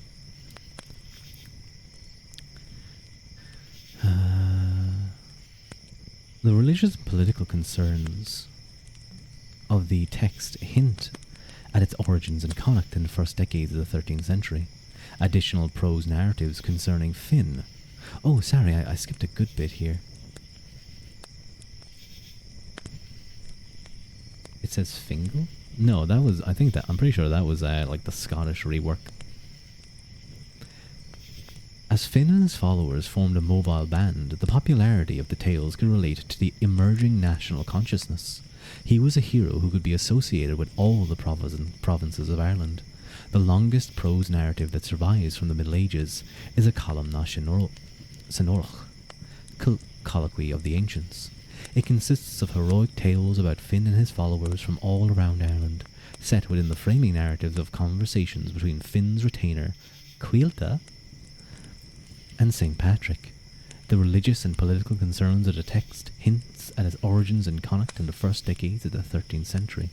Additional prose narratives concerning Finn and his outlaw companions were created in the later Middle Ages, and they remained enduringly popular into the modern times. A number of sagas composed in the late Middle Ages concerned historical or pseudo-historical kings. The genre of king tales include Éadad Muirchadach mac Éachra, the death of Muirchadach mac Éach, which can be dated to the 12th century. It relates how the king Muirchadach disowns his wife and children after meeting a beautiful, otherworldly woman, Sheen. However, Sheen uses her magic to hasten the downfall of the king. Another genre of tales focuses on the triumphant battles of great rulers. Foremost among these is the early 12th century Coga Gaedhail na Galab, the War of the Gaels and the Foreigners. This describes how the Munster overking Brian Boru battled against the Vikings, ultimately sacrificing his life at the Battle of Clontarf. The saga would provide inspiration for other texts, including Catherine, Toril Helbrig, the battle career of Tordelbach. That describes internecine conflict in Munster at the turn of the 14th century. Devotional works continued to be written in Irish and Latin during the later Middle Ages. A flurry of Latin and Irish saint lives were reworked or freshly composed in the 12th century that mirror the tensions and concerns inherent in contemporary church reform. Hagiography often combined a devotion to local saints with political interests. For example, the 14th century life of St. Berach of Cloonberry appears to reflect a controversy between the church and the bardic poets. A number of homilies and sermons that were written for popular edification have survived and give insight to the late medieval piety. Imagine you're having like an issue with the church. You're like a local bard and you're like having some issue with them, whatever's happening. They like don't like your poetry. And then like this goes on for a while, for like a couple of months, and suddenly they come out with a new book that's all about a saint and how they're correct in this particular issue. It would be like, oh man, it's so over for me. You just give up. You would immediately start rapping. Pope is not gonna like your diss track. You're gonna drop a diss track on the Pope. You better be careful. You don't know if the Pope can spit some bars. I mean, especially during these times, like literally Irish bards would have rap battles with each other. That's a thing that did happen. I think it's probably something that happened all over Europe as well. They would have insult battles.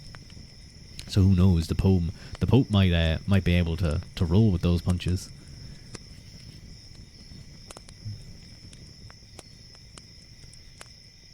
Where were we? Ah yes, here we are.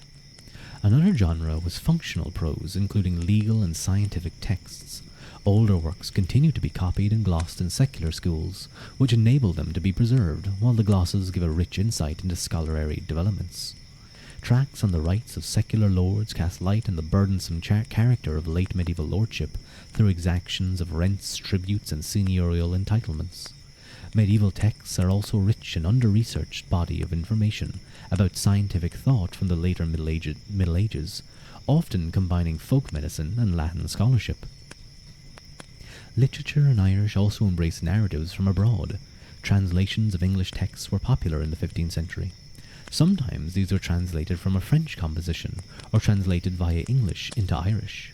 It may be fairer to call some of these adaptations rather than direct translations. Oh, let me deal with nagging Shadow real quick. Please do not comment because I may accidentally ban you. There we go. You can comment again. I feel like if you got a really busy chat, you'd have to have moderators.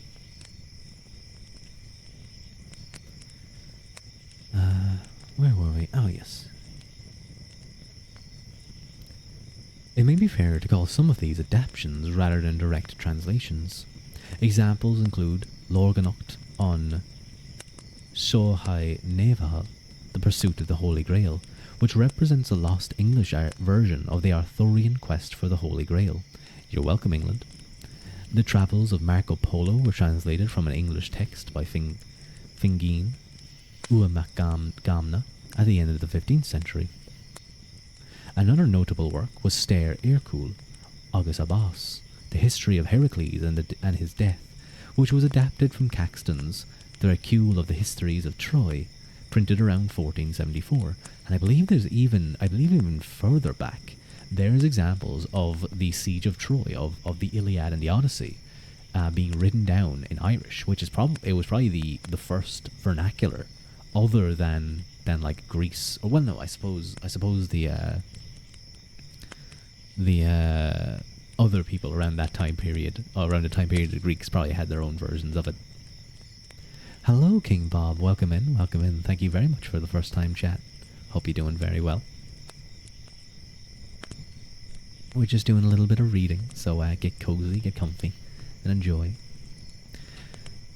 Translations from Latin tended to be more direct, showing familiarity among the Gaelic literati with Latin. Religious works figure prominently within this category. One of the most popular works was Smuinte Beha Christ, a 15th century translation of the Meditations Vitae Christi, falsely attributed to Saint Bonaventure, and thank you for the follow. Other works include a mid-century version of De Contemptu Mundi by Pope Innocent III, undertaken by William MacDivna of Breffane, while recovering from a sword wound. Apocryphal texts were also translated from Latin, including stories from the highly popular Italian hagiographic compilation Legenda Aerea, the Golden Legend. Translations of scientific works were also made for practical use. Prominent among these was a 15th century translation of the Regimen Sanitatis. That was composed in the 13th century by Magnius of Milan. A great variety of literature was written in Irish in the late Middle Ages. While often this can be characterized as backward-looking or archaic in character, closer examination reveals continuous engagement with European intellectual trends and literary fashions alongside the veneration of popular traditions.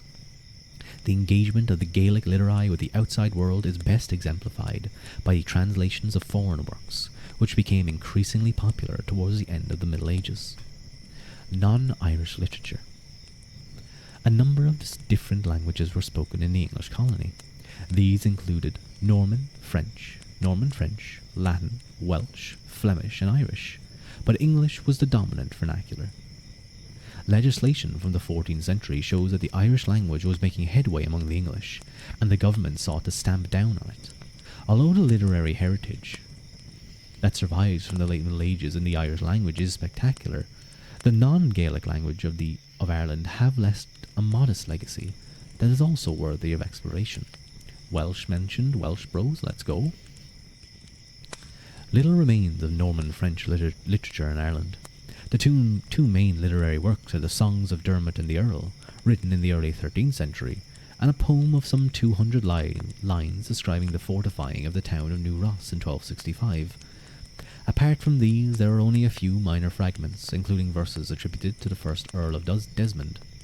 In the Red Book of Ossory, 2 fragments of French songs have survived that speak of the pain of love. Of course it does. What else would the French be talking about? The reason of their inclusion is because the Bishop of Ossory, Richard Ledrere, was campaigning against his clergy's penchant for vile secular songs. He sought to replace them, although one wonders with what success, with edifying Latin hymns of his own composition. I think he was just a failed songwriter, and he used this to impose his songwriting on other people, to force them to listen to his songs. This small body of literature suggests that there was at least some interest in French literature and culture. French and English were used for governmental business and some economic transactions. This is beautifully illustrated by an early 15th century sketch in the Red Book of the Exchequer. The picture depicts the courts and its officials around the checkered tables speaking in French. French was also used in the Acts of Parliament from 1310 to 1472, alternating occasionally with Latin. The high status of Norman French in the 13th century is reflected in its use along with Latin on some tombstone inscriptions from New Ross. However, by the 15th century, French was of diminishing cultural significance. English came to replace French and Latin in official and personal documents, because of course around the 12th and 13th century you had the invasion of England by William of Normandy, and they all spoke French. All the Normans spoke French.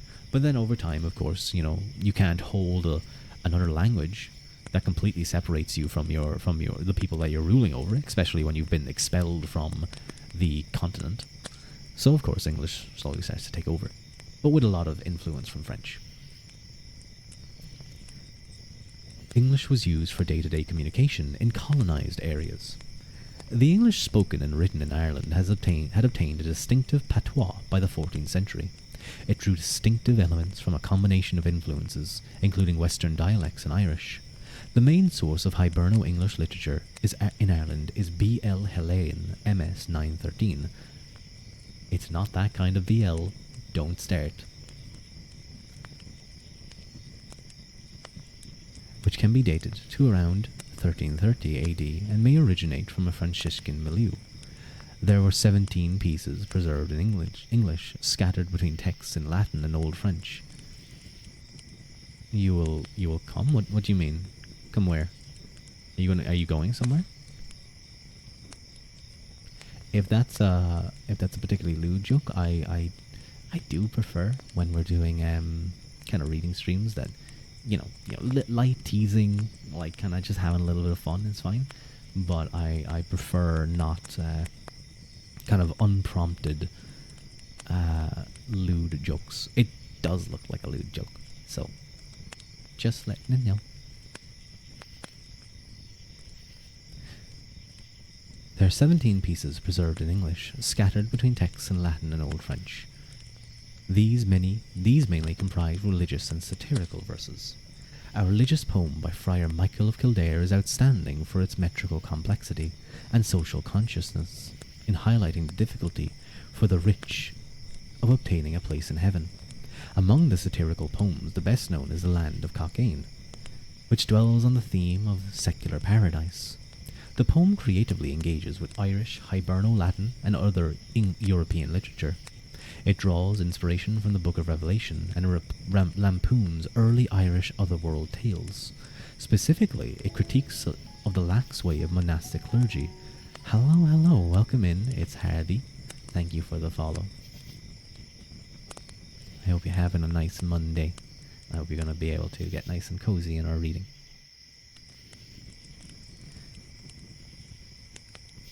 Where were we? Yes. The lax ways of monastic clergy.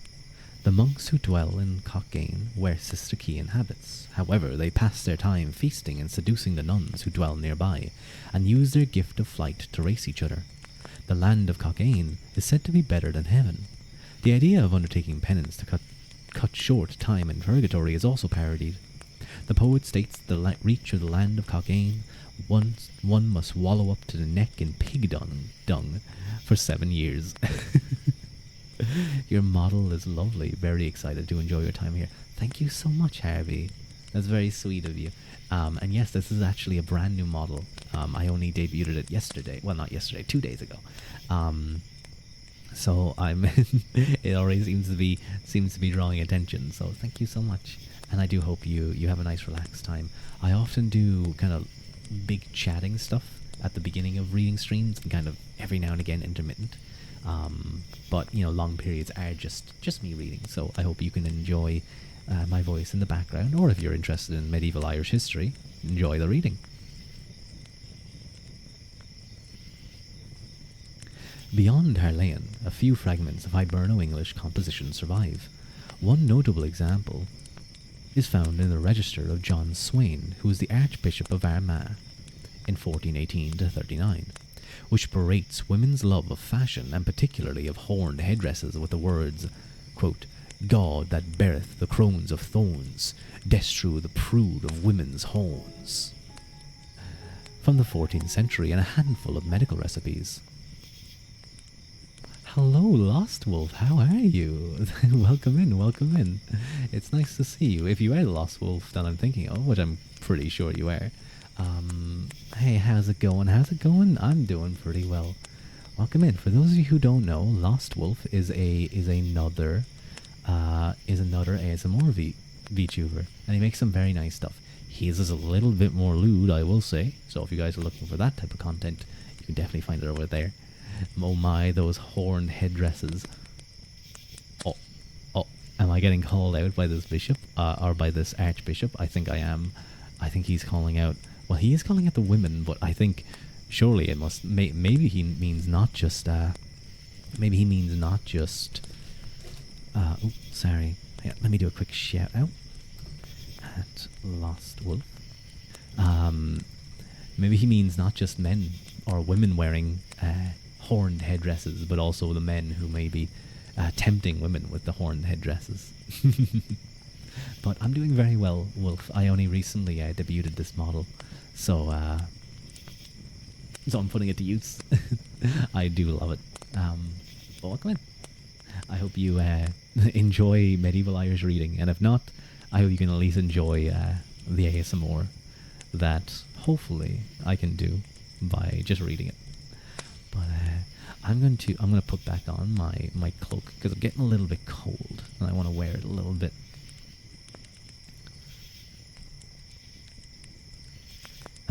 Where were we? Ah yes. Apart from satire, other compositions include a treatise on gardening from the 14th century and a handful of medical recipes. Hiberno-English was used in a number of translations and transcriptions of texts composed elsewhere.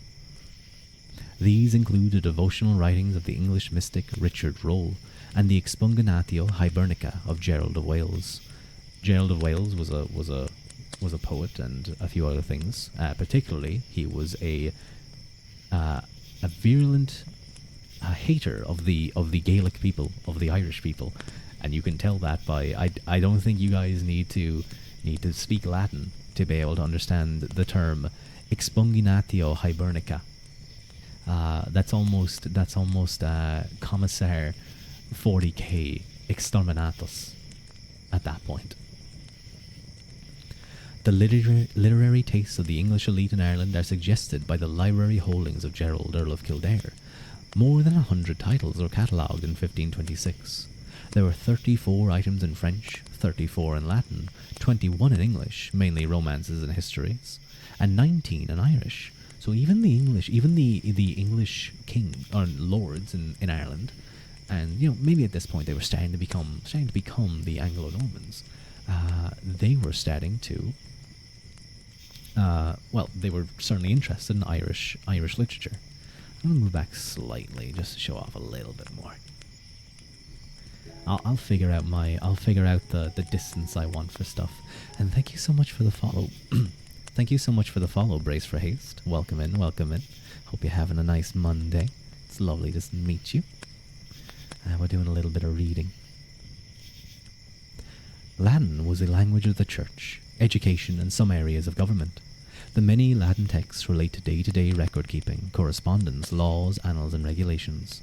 More literary works included hagiography, edificatory writings, scholarship, and satire, mirroring the style of composition found in English.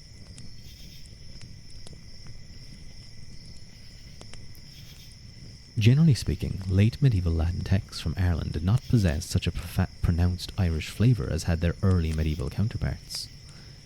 This may reflect a conscious effort by authors born in Ireland to fit in with the norms of Latin culture, in West European intellectual life.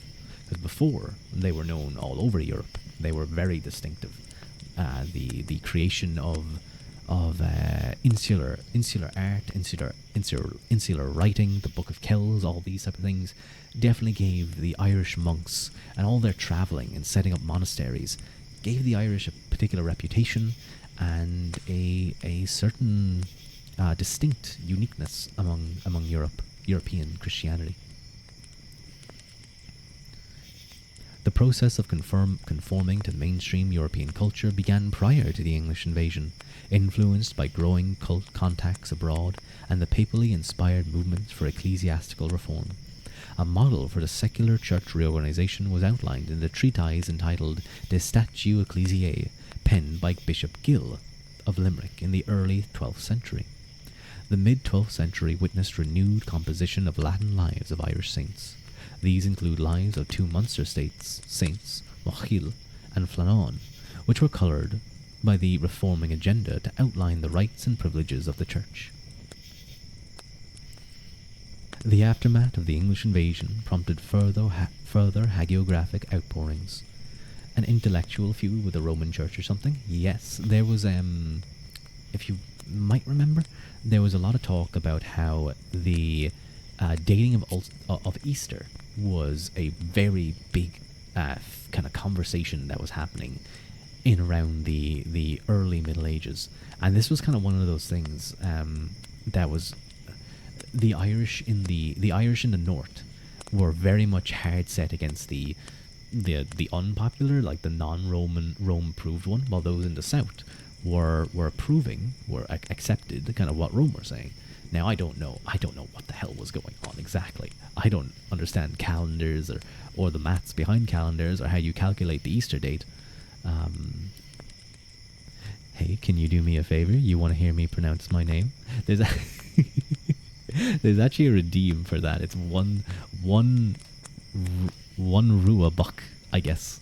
But sure, Wolf, you've given me so much EP ASMR that I can certainly give you a free pronunciation, even if it's so cheap. Wow, I'm very cheap, aren't I, guys? But my name is pronounced Ruadh Ua Quilta. Ruadh Ua Quilta. Ruadh Ua Quilta. I often say, Rua and Ua, like the DH is kind of silent, and then Quilta is, it's like wheel, but with a K, and then just a little T at the end, so Quilta. You can kind of really pronounce the H or the W. You didn't see that, and thank you. No, it's often used here and there, even though I'm pretty sure people, like my viewers, will use it, even though they know how to pronounce the name. They've heard it so many times. You've been messing it up all this time. You're fine. Literally, people that I know, for ages, still get it wrong, and they still be like, how do I say it again? And they get so confused. And like every person, every stream I join, I think only one person has ever gotten it correct, just off the bat, and they were like, "Oh, hey, Roa," and I was like, "Oh, they weren't." I think they were part Irish, so they were able to pick it up that way. But no worries, well, it's an Irish name. Most people would have no idea how to pronounce it. But as long as, once they realize the DH is silent, I think it's like, oh. But yeah, no worries. I want to get more redeems, more interaction things, so people can head pat me and hold my face or poke my face. I want to get one that they can poke my nose, because I think that could be funny. But anyway, back to reading. I have so many ideas now that I'm a VTuber. I have so many ideas. That is about right from most Irish names, you believe? Oh yeah. There's some very complicated ones, and I'm reading many. Oh, thank you, Inveach Claire. Thank you. But yeah, I'm reading old Irish names in this book, and I think I might have one. Oh yes, here it is. This is one of the names that I have to read. And there's many other like it. This is pronounced Mirkatuk Uabrian. Obviously the Uabrian is probably a little bit easier, but Mirkatuk is that's a complicated one. And they're all over this book, because obviously it's all about medieval Ireland. But even names like Saoirse, Niamh, that can throw a lot of normal English speakers, because a lot of it is like Ireland has certain spelling, certain sounds that we use certain letters for, that they don't make those sounds in English. And I think even some words can be quite awkward for English people to pronounce, like or not even awkward. It's like they just don't use it. I actually recently realized that the word "amn't," like I am not or I'm not, we would often say I amn't doing that, or I am not sure if I want to go or not. You know, something like that, just to give a use case. Um, I don't know if that's a phrase that's used in other places. Like I've heard of friends who visit America who got bullied over, well, not, you know, they got teased. They got teased for their accent. It's fine to bully for accents. It's fun. It's fun. It's a nice way to kind of like, you know, riff each other. Um, but I never would have thought of that. And hi, you back? Hello, welcome back, King Bob. I feel like Irish is the cousin of English because it's harder to understand than like the deep south in the US. And there's particular areas there's a whole area in Canada which is heavily Irish influenced. I feel like, I don't know how certain I am. Oh, thank you for the heart. I don't know how certain I am on this, but I believe like African American vernacular, AAV, I think they call it, has the habitual be, which is like, you know, you say I do be doing something. You use it when you habitually do something. So like I do be going to the shop. That's also a thing in Irish. Do you travel? I've traveled to some countries, but not many, admittedly. Not many as many people.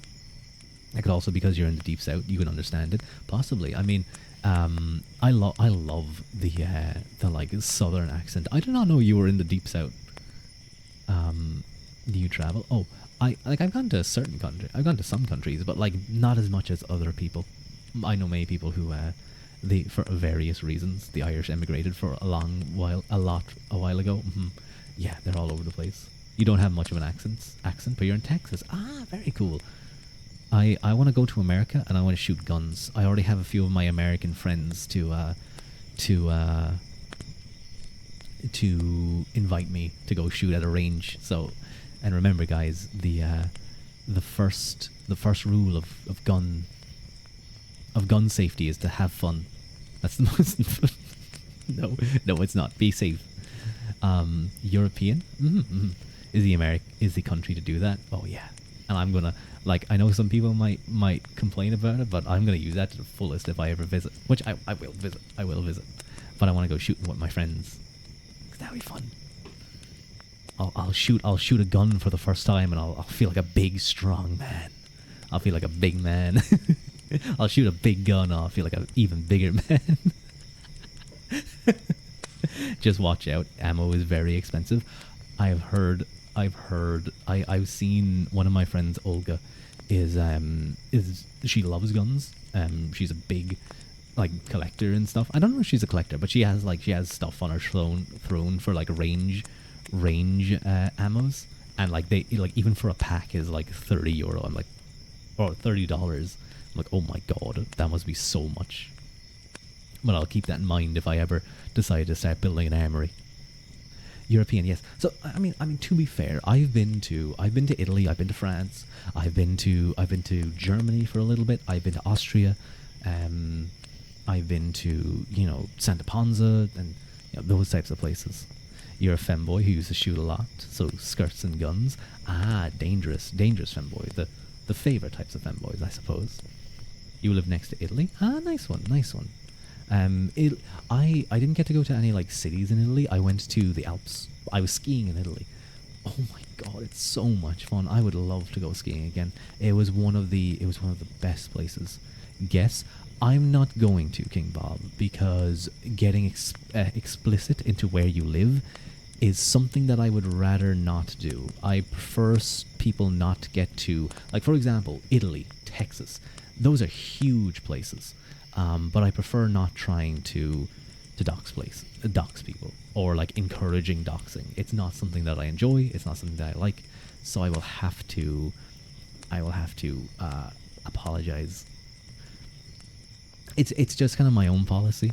Like, I mean, me saying I'm from Ireland, you can say you're in Texas, but you could never guess where. It takes 2 days. Just like, yeah, Texas is huge. No, no, no, you're fine, King Bob. You're fine. You're fine. That it's just the way I like to do things. In VTubing, we're very much conscious of this type of thing.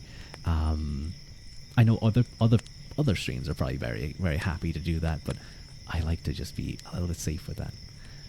But yeah, Texas is huge. It's like almost as big as Europe itself. Well, not Europe. Europe includes like so much of Russia and the like into Turkey and stuff. But like mainland, like Western Europe, Texas is almost as big as that from what I believe. Are you from Ireland? I am from Ireland. Which is probably, to be honest, like saying I'm from Ireland with how many little people there are is probably less. It's probably easier to find me than it is to find, like, if someone said they were from some city in America, like, oh, I'm from California. It's like, California is huge. Well, California is a state. What am I talking about? You're going to Ireland? Ooh, have fun. Have fun. Don't show up on my doorstep. I may not have a gun, but I have a Hurley. Don't dox me. I'm joking. I'm joking. You only care about time zones because that's interesting to see who watches you. You're perfect. You're often perfect for me because I am. You will. Onyo. Onyo. Onyo, nyo, nyo, nyo, nyo. You're from a place, the Hungarian, surprisingly prominent. It's in its remaining history. I don't know much about Hungarian history. I'll be honest. But that's very cool, clever. But you're often perfect for me because, like, you start streaming as I'm going to sleep. Or at least, like, if I'm up late, which I often am. What time is it for me? It's 10 past 11 p.m. Some post 56 Hungarians. You will have to teach me about Hungary and Hungarians. You'd love to stream more, but life and whatnot. It's difficult, man. Like, I mean, I know myself working. Immersion ruined. Working, full time, working overtime often. You need a head in 10 minutes to go sleep. Enjoy your sleep. Have a lovely, lovely deep rest, deep sleep. I hope that either you have one of those sleeps that is dreamless and you just wake up in the morning refreshed, or is full of the loveliest dreams you can imagine. You wouldn't like to, in your opinion. Your opinion of Hungary is mostly negative. The ones over here are nice. It's so funny in Eastern Europe. I mean, to be fair, Ireland has its own opinions of its neighbours, but like you get into Eastern Europe, you get into especially the Balkan region. Oh my god, they just like it's fun history, I suppose. You won't get enough sleep. I understand that feel, but try and get as much as you can. Try and get as much sleep as you can. Sleep is very important. I often, I don't get as much sleep as I really should, to be fair, but you need to wake up at 7. I know the feel. I know the feel. It's painful. Being able to work from home, though, is a very nice feeling, I have to say. Although it's starting to get curtailed. I know many people who are being told that they have to come into their stuff, 4 times a week or 5 times a week. Like, they've completely removed working from home, all that type of stuff. It sucks. It's quarter past 12 now. Yeah, that makes sense time-wise. But if you do manage to get, 7 hours is still pretty good. Well, slightly less than 7 hours, I suppose. But like, if you manage to get to sleep in the next half an hour to even an hour, that's okay. That's okay. And I suppose I'm going to get back to the reading and try and help you fall asleep. And all of you fall asleep or just get relaxed like little Ruadh over here. He's like, I should add a redeem that allows you guys to pet him because he's cute. Ah, yes, the classic where is Balkan? Where in the Balkan? Like that, I can do pretty well on like a map of Europe, but once it gets to the Balkans, it's like, oh god, I know where Serbia is. Where's the rest of them? It's like hard to pick them out. Like if it was just like a blank space, you Balkan. Ah, cool. Balkans are nice people. Most of the Balkans that I met have tended to be quite nice. It's easy. But it can be a little difficult. There's just a lot of small countries there. Like, I wouldn't get it on the first try. I'd probably get it like second or third. But anyway, back to the book.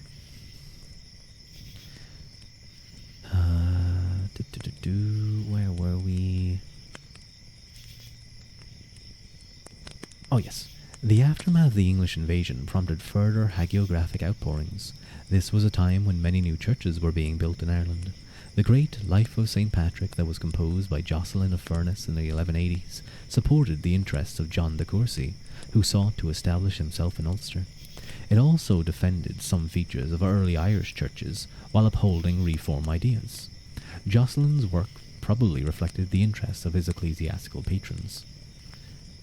Archbishop Tomultoch of Armagh and Bishop Malachy of Down. The early 13th century Life of St. Gerald of Mayo presented an Englishman as a religious hero in 8th century Connacht. These stories may have been intended to appeal to both Gaelic and English audiences. Hello, Dee. Hello. How's my favorite angel doing? I hope you're having a nice Tuesday now. It's Tuesday morning, so you're probably getting ready for work. Work hate. But I hope you'll have a good day. I'll spare you my Australian accent like last stream. Latin plays were more vivid. Latin plays were more vivid way of communicating religious ideas in the medieval world, but much of them have been lost. An Easter drama survives in two 14th century manuscripts that originated in the parish of St. John the Evangelist in Dublin. Hymns and poetic recitals were another means to convey religious principles. A small body of Latin religious poems survive of Irish provenance, and there is a larger corpus of hymns. Perhaps the most industrious author of Latin verse in Ireland was Richard Ledrede, the heretic hunting bishop of Kilkenny. The heretic hunting bishop. The expressions of love, peace, and joy in these compositions implied a complex character of a man who had a maidservant tortured and burnt at the stake. Oh my god. Closely associated with the cult of saints was pilgrimage, and travel accounts then as now appealed to the people's curiosity regarding the world around them. Would you guys be a 12th and 13th century travel blogger? And thank you, King Bob, for the hydrate.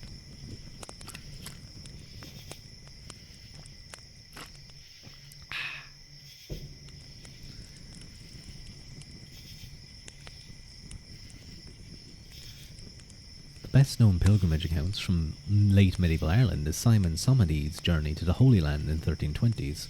He gives an account of his journey through England, France, Italy, and Egypt to Jerusalem, where the account breaks off. Edificatory compilations represent another grouping of Latin compositions from Ireland. A Vedmachum was a small formal book composed by friars and other clerics for personal use that included model sermons, exempla, biblical excerpts, notes, and advice. A number of these survive, ranging in date from the 13th to the 15th century. More generic pastoral aids include two 13th century texts from the Franciscan milieu, Liber Exemplorum and Pompentarium Morale. The first is a series of moralizing tales put together by an English friar in Ireland. Excuse me, do you need to torture people to be a travel blogger? No, you don't. That was a different guy. That was a different guy completely. Can you ask 2 questions before you head out? Sure, absolutely, Lost. Feel free. You think you'll stay home-ish? Get nice and cozy. Thank you first for the head pat. Thank you.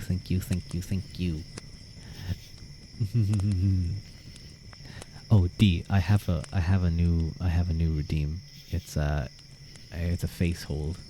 If you want to use it, it's quite cute. Favorite trigger. Ooh, that's a hard one, honestly. It does change, but that's really difficult. I think ear blowing is really nice, like good ear blowing is so nice, so nice. Do you ever plan to trigger ASMR stuff or keeping with reading? I do have a Treaty-O and I do want to get back. I was doing ASMR trigger streams, but I did struggle with them. I don't know if I need to work on my settings or something, or maybe it was just something that was tough. I don't know. Thank you, Lee. I kind of needed that face hold. I was kind of like getting a little bit disappointed in myself. But I do want to go back to it. I would love to go back to it, and especially with this model, because I can do something like, imagine me doing ASMR with these eyes. I think it does take some messing around to get right. Yeah. And everyone's different. Maybe I need to start getting some of those what you call it. You guys can see me looking around. The like audio panels, the sound dampening stuff. Oh, you thought it was like you had a facial expression? No, you can now like hold my face. I'm thinking of getting another one that's allows you guys to poke me in the cheek and maybe in the nose. That would be funny, but I need to work on that one because it's a little bit tricky to get right. It doesn't move it moves too much, as I should say, when it sticks to my model. There's also a face caress one, or like caressing and like rubbing. I don't know if I'll give you guys that option, but we'll see. But yeah, so things like ear blowing and heartbeat is one I really love, as you should know, Wolf. I often request like ear blowing and heartbeat. Like soft whispers, like so soft that you can just make out like the words just about. It's sort of like inaudible whispering, I think is the best way to describe it. Next will be the toothbrushes. No.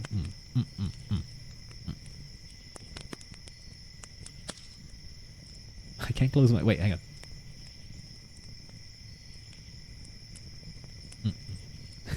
I can't make sound or my mouth moves. But, yeah, I'll definitely like to try and get back to doing ASMR. I think it would be fun. If you ever have a question, you can help. Thank you so much, Wolf. I do... That might be a dangerous thing to say to me, because I'll probably be like, I have this issue, then I have this issue, then like 2 days later I have this issue. Can you help me here? Can you help me with this? Can you help me with that? Can you help me with this? And then you shoot me. And that's the end of Ruadh. But my God, that is a huge emote. Why is that emote so large in my chat? Why is that?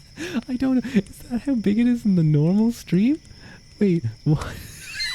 Why is it huge? Why is that so large? Oh, it's gigantified. I think that costs bits, so thank you, McMorgan.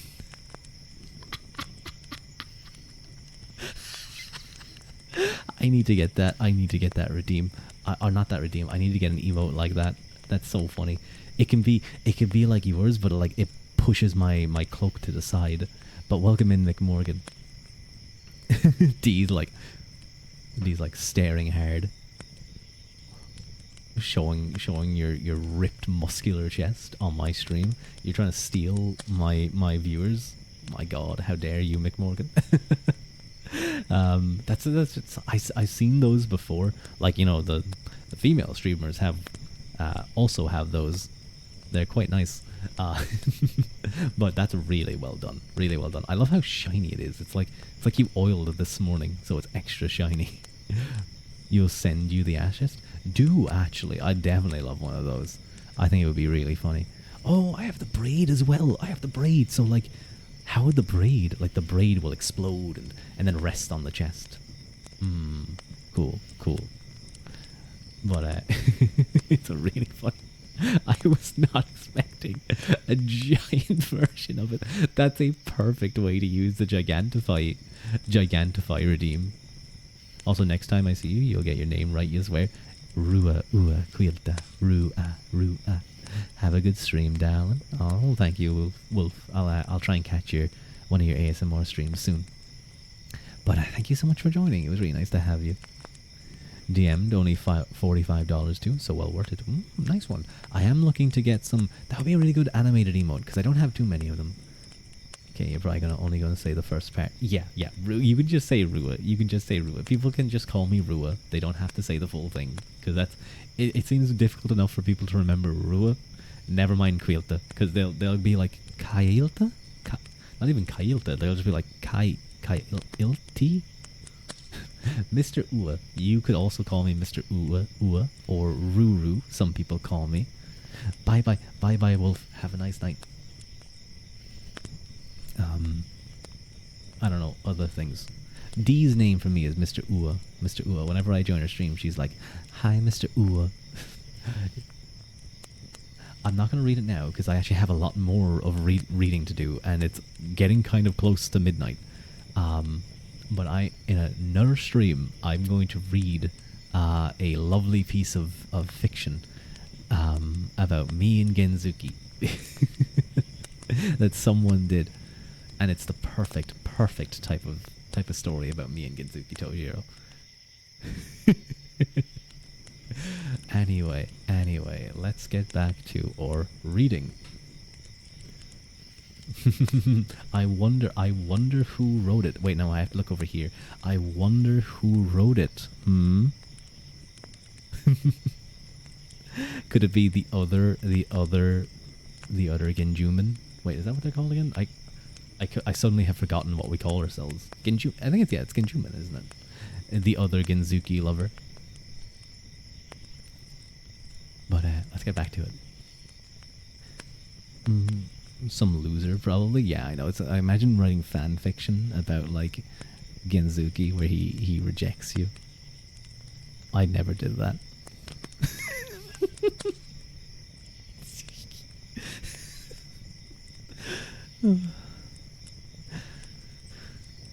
Where were we?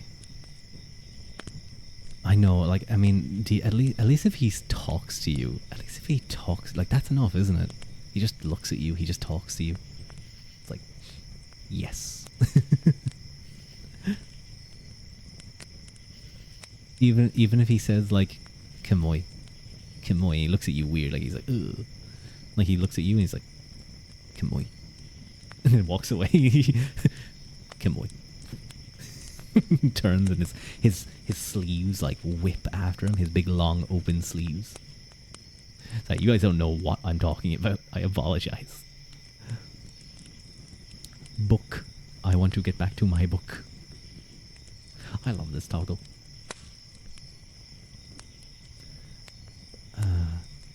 Latin plays were a more vivid way of communicating religious ideas in the medieval world, but much of them has been lost. An Easter drama survives in two 14th century manuscripts that originated in the parish of St. John the Evangelist.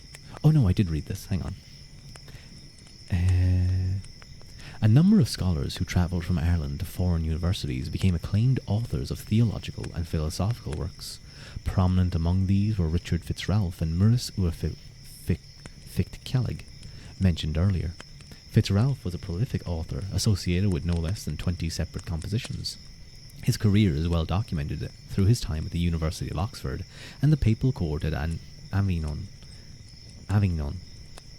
to the deanery of Lichfield and the archbishopric of Armagh. The details of his life are supplemented in his own sermon diary that recorded his travels and issues that concerned him. His most influential work was De Pauperis Salvatoris, which dealt with the concepts of lordship, property and possession. Ua Ficht-Kellig's origins are less certain, but he was a Gaelic Franciscan who taught philosophy in two Italian universities before his appointment to the Archbishop of Tuam in 1506. His work includes 3 commentaries on the works of John Duns Scotus and a metrical paraphrase of Peter Lombard's Sentences, which was a standard textbook of medieval theology. That would be the best day of your life. Mine too. Good night, goodbye, good night, King Bob. I hope you have a lovely sleep. And I hope anyone who is also sleeping has a lovely, lovely, relaxing night. An impressive amount of literature survives from late medieval Ireland. Much of this is in Irish, but works composed in Norman, French, English and Latin are also notable. This rich and intriguing body of literature reveals much about Irish society, scholarship and cultural influences. Gaelic manuscripts. A manuscript is both a repository of texts and a cultural artifact of its own terms. The 12th century witnessed the creation of 3 large compilations in the Irish language. The Lower Nahidra is the earliest, containing all or part of 27 texts. It is estimated that only half of the contents survive. Oh, the pain. Another manuscript in Oxford, the Bodleian MSB 502, consists of two parts. The first dates to around 1100 AD. Oh my god. There's a... Hang on, I'm going to try and take this... No, that will take too long. I'm already kind of pressed for time. I will post this image. It's the Book of Ballymote. It's... Oh, wait a minute. That's a... Huh. You guys... I feel so bad right now, but that is... Is that Irish or... No, that's... What is that language? I might explain it later. Hang on, let's read through. And the second dates to 1125. The latest of the three is the Book of Leinster, which dates to the second half of the 12th century. All three manuscripts combine religious and secular literature, with a prominent place given to epics, poems, and historical and pseudo-historical literature. The manuscripts are illuminated with zoomorphic initials and interlace, with details heightened by the use of colour, including vivid reds and yellows. The investment in 12th century manuscripts reflect not only the wealth accrued by the Irish Church, but may also reflect anxieties about the preservations of traditions and status wrought by ecclesiastical restructuring and reform. After the 12th century, there was a hiatus in the production of the Irish language manuscripts. Their production shifted geographically away from Leinster and the Midlands, and from monastic scriptura to the schools of learned families in the Gaelic-held areas. Nevertheless, continuity was observed in the style of script and decoration of Gaelic manuscripts in the 14th and 15th century, and in the wide range of contents. From the late 14th century, a series of large compilations were made that preserved knowledge of medieval Irish literature for future generations. The Book of Ballymote, which is the image that I was freaking out about 2 minutes ago, which dates to the end of the 14th century, is one great example. The contents include Irish genealogical, topographical, biblical, and hagiographical material, adaptations of classical literature, and a tract on Ogham. Ah, that is Ogham. I was wondering what that was. It looked like Ogham, but like obviously seeing Ogham written on a 14th century text, I was like not sure. It is richly decorated with illuminated initials, while drawings of animals, hands, and figures accompany the text to serve as reading aids. Of similar date and significance are the Yellow Book of Lacan, the Great Book of Lacan, and the Book of Umain. The production of large-scale manuscripts continued in the 15th century. The political trend towards decentralization in that century placed more resources in the hands of the Gaelic and English lords that could be invested in scholarly activities and the arts.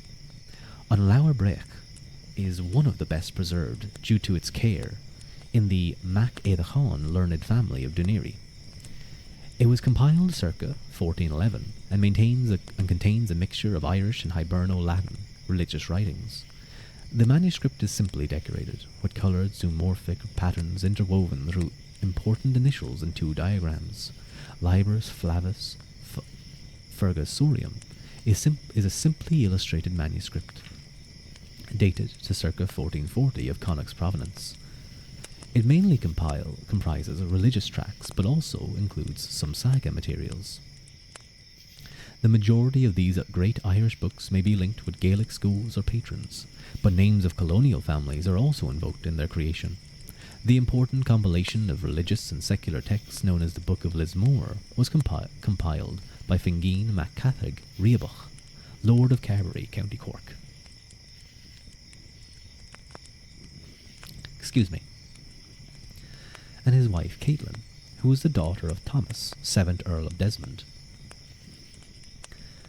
The Book of Pollerath contains two manuscripts of miscellaneous prose, verse, and genealogies. The first manuscript was compiled in the early 15th century for James Butler, 4th Earl of Ormond. A second was added in the mid-15th century at the behest of his nephew Edmund. The earlier manuscript is of higher quality, and its illustrated initials combine animal bodies and geometric motifs reminiscent of 8th and 9th century Irish art. Another composite volume, the Book of Fermoy, combines manuscripts from the 14th to the 16th century. This is linked with the Roche family of County Cork. The association of colonial families with Gaelic manuscripts demonstrated the appreciation of Irish literature and learning could cross cultures in medieval Ireland. The large compilations just discussed represent only a part of the work of Gaelic scribes in the later medieval ages. Numerous compendia of praise poetry, law, and medical manuscripts have also survived.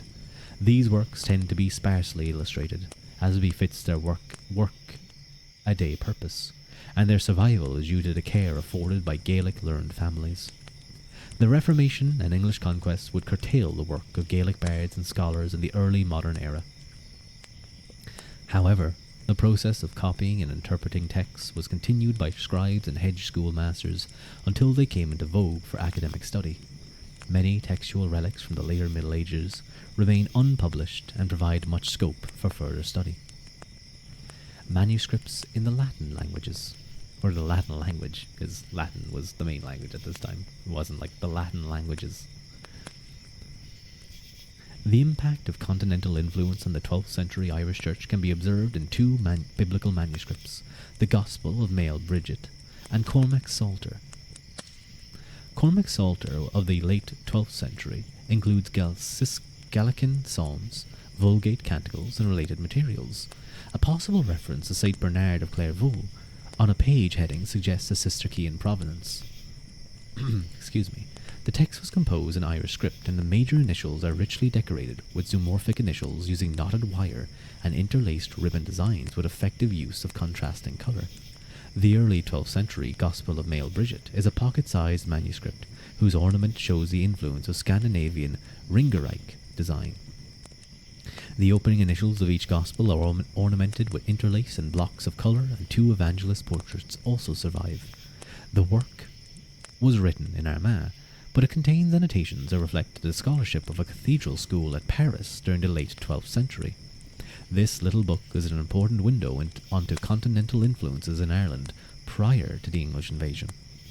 The 12th century movement for church reform placed renewed emphasis on conformity with continental and English liturgical observance.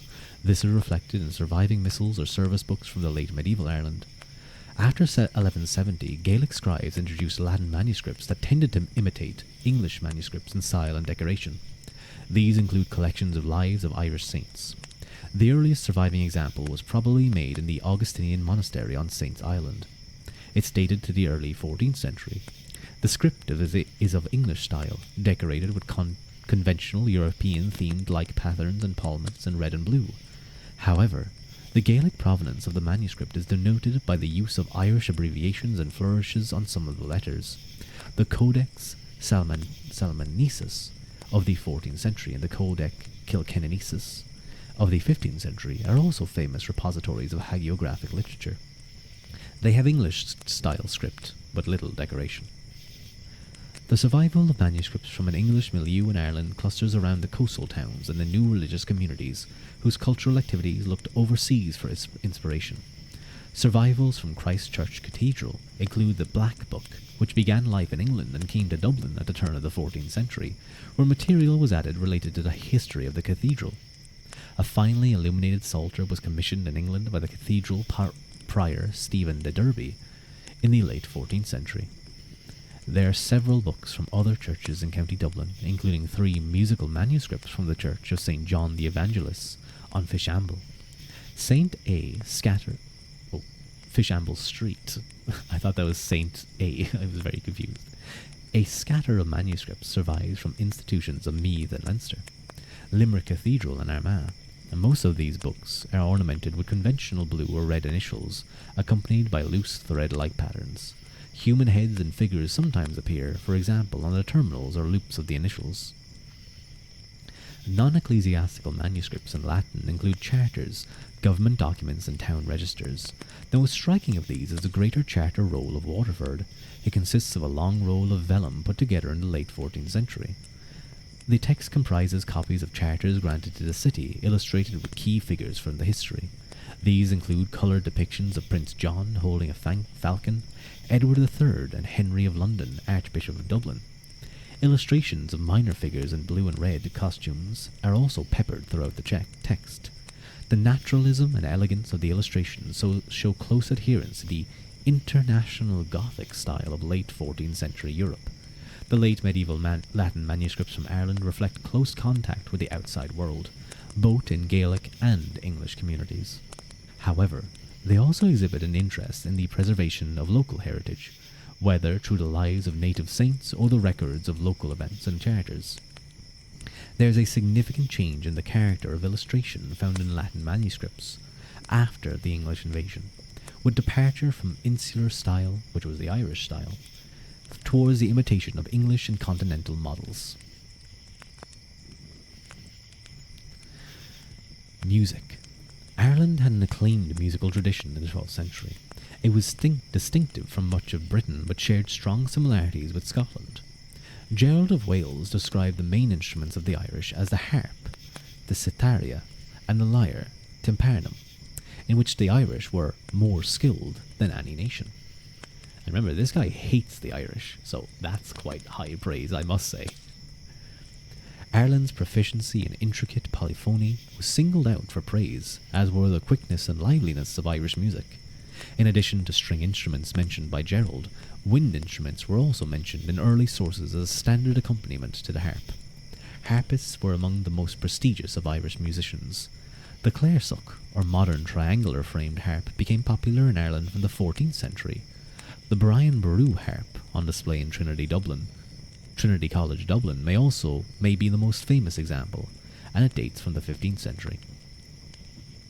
The English of Ireland also enjoyed music, as evidenced by Bishop Ledry's of Ossory's attempts to stop his clergy in singing inappropriate secular songs.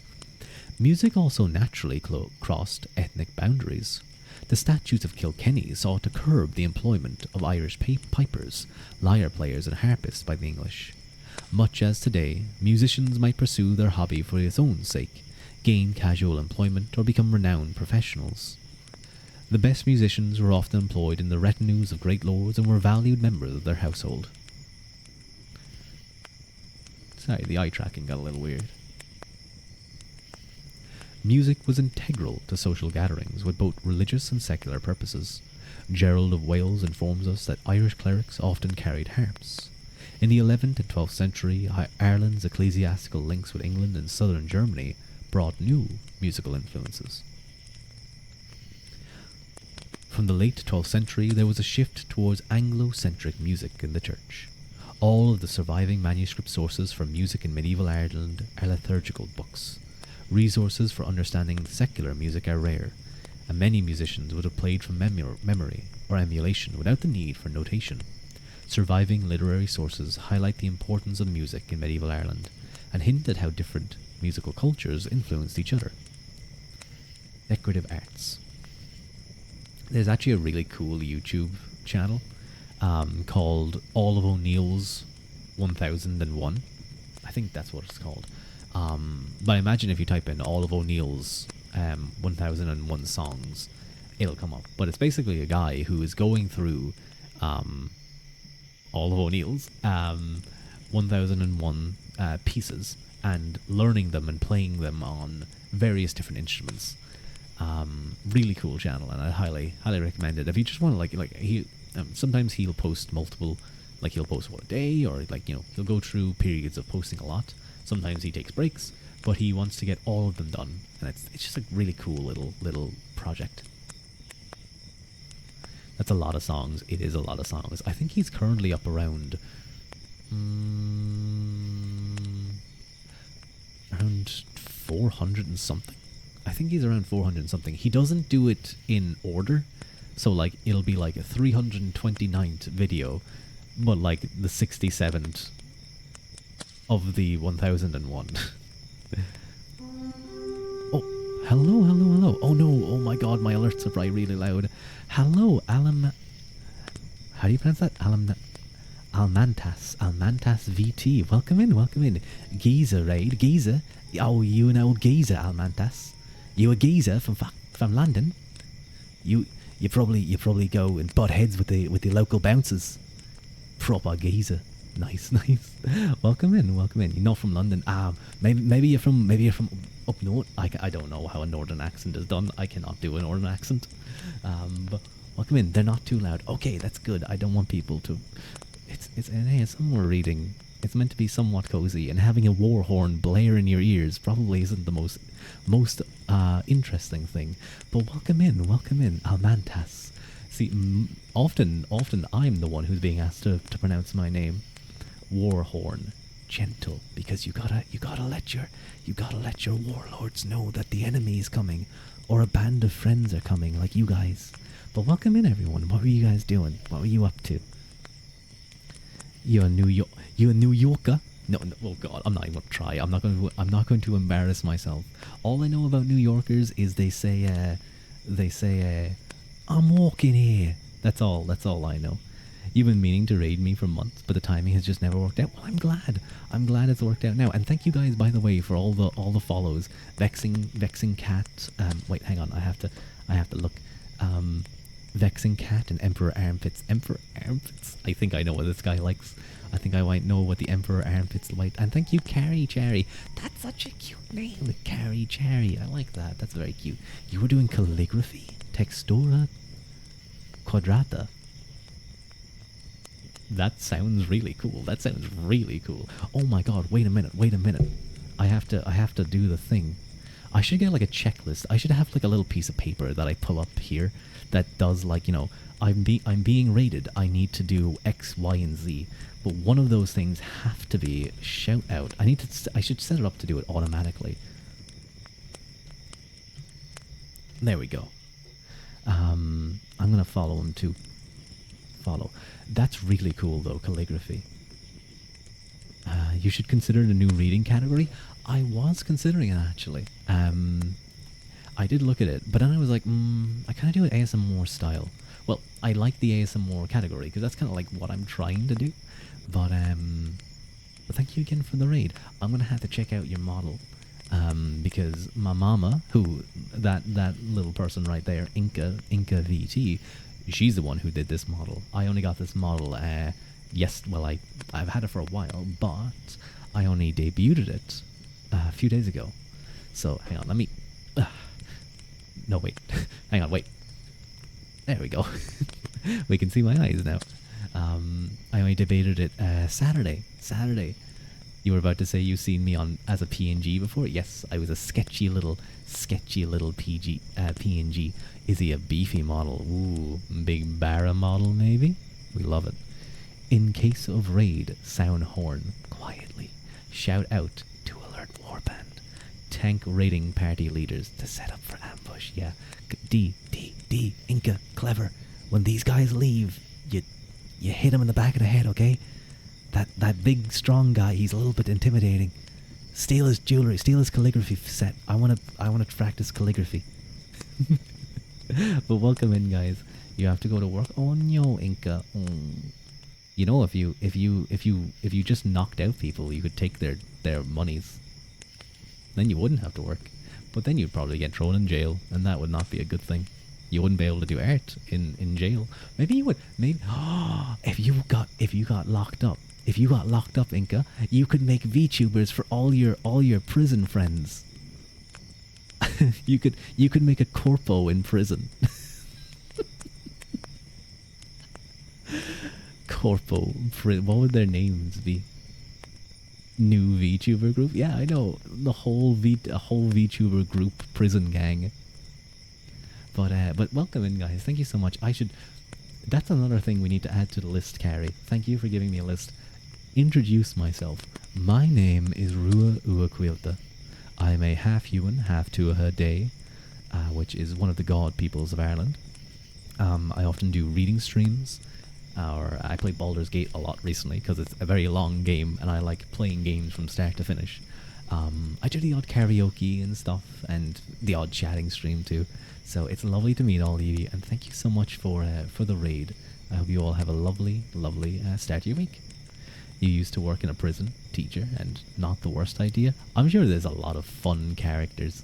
There's a lot of fun characters in prison. Who knows? Maybe you'll have less drama in a prison VTuber corpo than you see in like indie indie VTubers.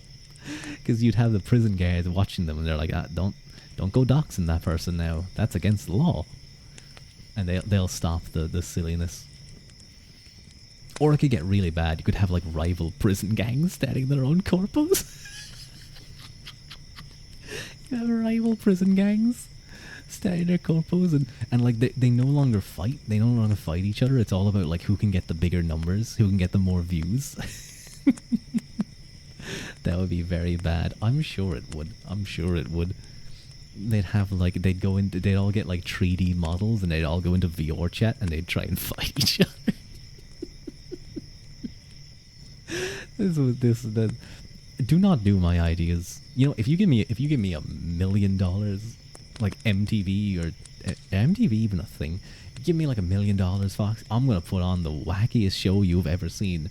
Prison VTubers. It's just a front to give a bunch of money to my mama and papa. But I'm gonna get back to the reading because there's still a good bit more to do, and I meant to finish this chapter today, or this book today. I don't know if that's gonna happen, but we will see how far we can get. But again, thank you all for joining. Can you add me to the list of booktubers? No. Yes, you can add me to a list of booktubers, absolutely. But I am very much a booktuber, and booktubers are based because you get to learn. Some people read horror stories or like SCP. I read history. I have a friend, Son Albionus, who reads philosophy and stuff. I also read the odd philosophy. Hello, Elman Chorus. Welcome in. I almost pronounced that Irish, like I was like Elman Chorus, but no.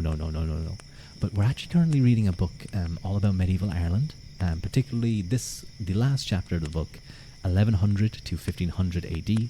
So that's pretty much the period of the English invasion and the kind of back and forth between the Gaels and the Irish. And 15th century is 1500. Sorry.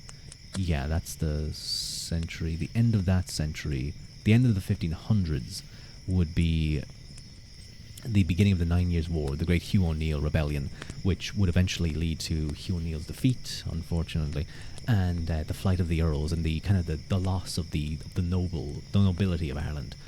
But sorry, that's very much for some of you guys. I'm a history nerd. I'm a big nerd. So I hope you guys enjoy the reading. I hope if you don't care much for history, maybe you can just enjoy the soft talking and reading. And I will definitely be checking out some of that calligraphy later. So thank you again for the read, and let's get back into it.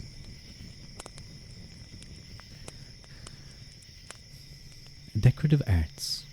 Visual arts were expressed in many different media, including metalwork, stone, leather, bone, wood, and paint. However, there were common stylistic developments over time that can be briefly summarized.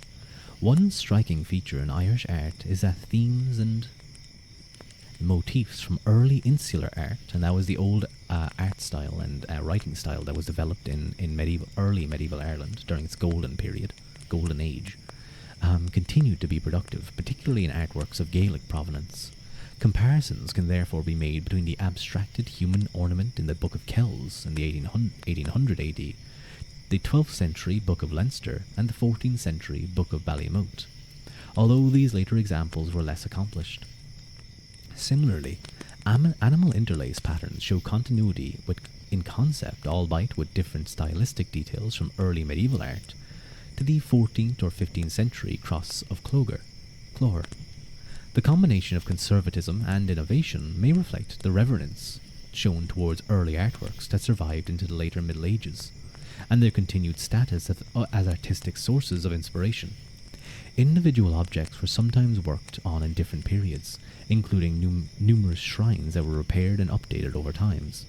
The cultivation of a distinctive Irish art styles that drew upon established ideas and new fashions could serve as an expression of identity and dialogue between different artistic traditions. Scandinavian-derived art styles were well established in Ireland before 1100 AD, so particularly around the late 700s and pretty much from the late 700s, you have the rise of the Hiberno Scandinavians. They were the Vikings who invaded Ireland they were invading England a lot, but they never really they got footholds in Ireland, but they never had the success that the Vikings had in England. You never had a king of the Vikings take over all of England. You didn't have groups like Northumbria. You didn't have the Viking kingdoms and all that, the great invasions. Yeah, England was kind of in front of us in terms of like the Scandinavian guys, so that probably helped us a lot. But you did have footholds. You had places like Waterford, Cork, Dublin, and these would become major trading hubs. And so they brought their art styles over, and there was a lot of intermingling with the Irish art styles,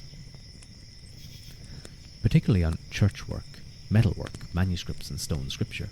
Their popularity would continue. The Ernest style was the latest of the so-called Viking art styles that originated in 11th century Scandinavia. It is characterized by slender, lizard-like representations of creatures bearing large, almond-shaped eyes.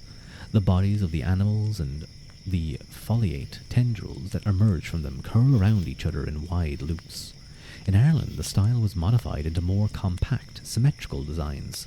This can be observed on the Cross of Cong, which dates to the 1120s.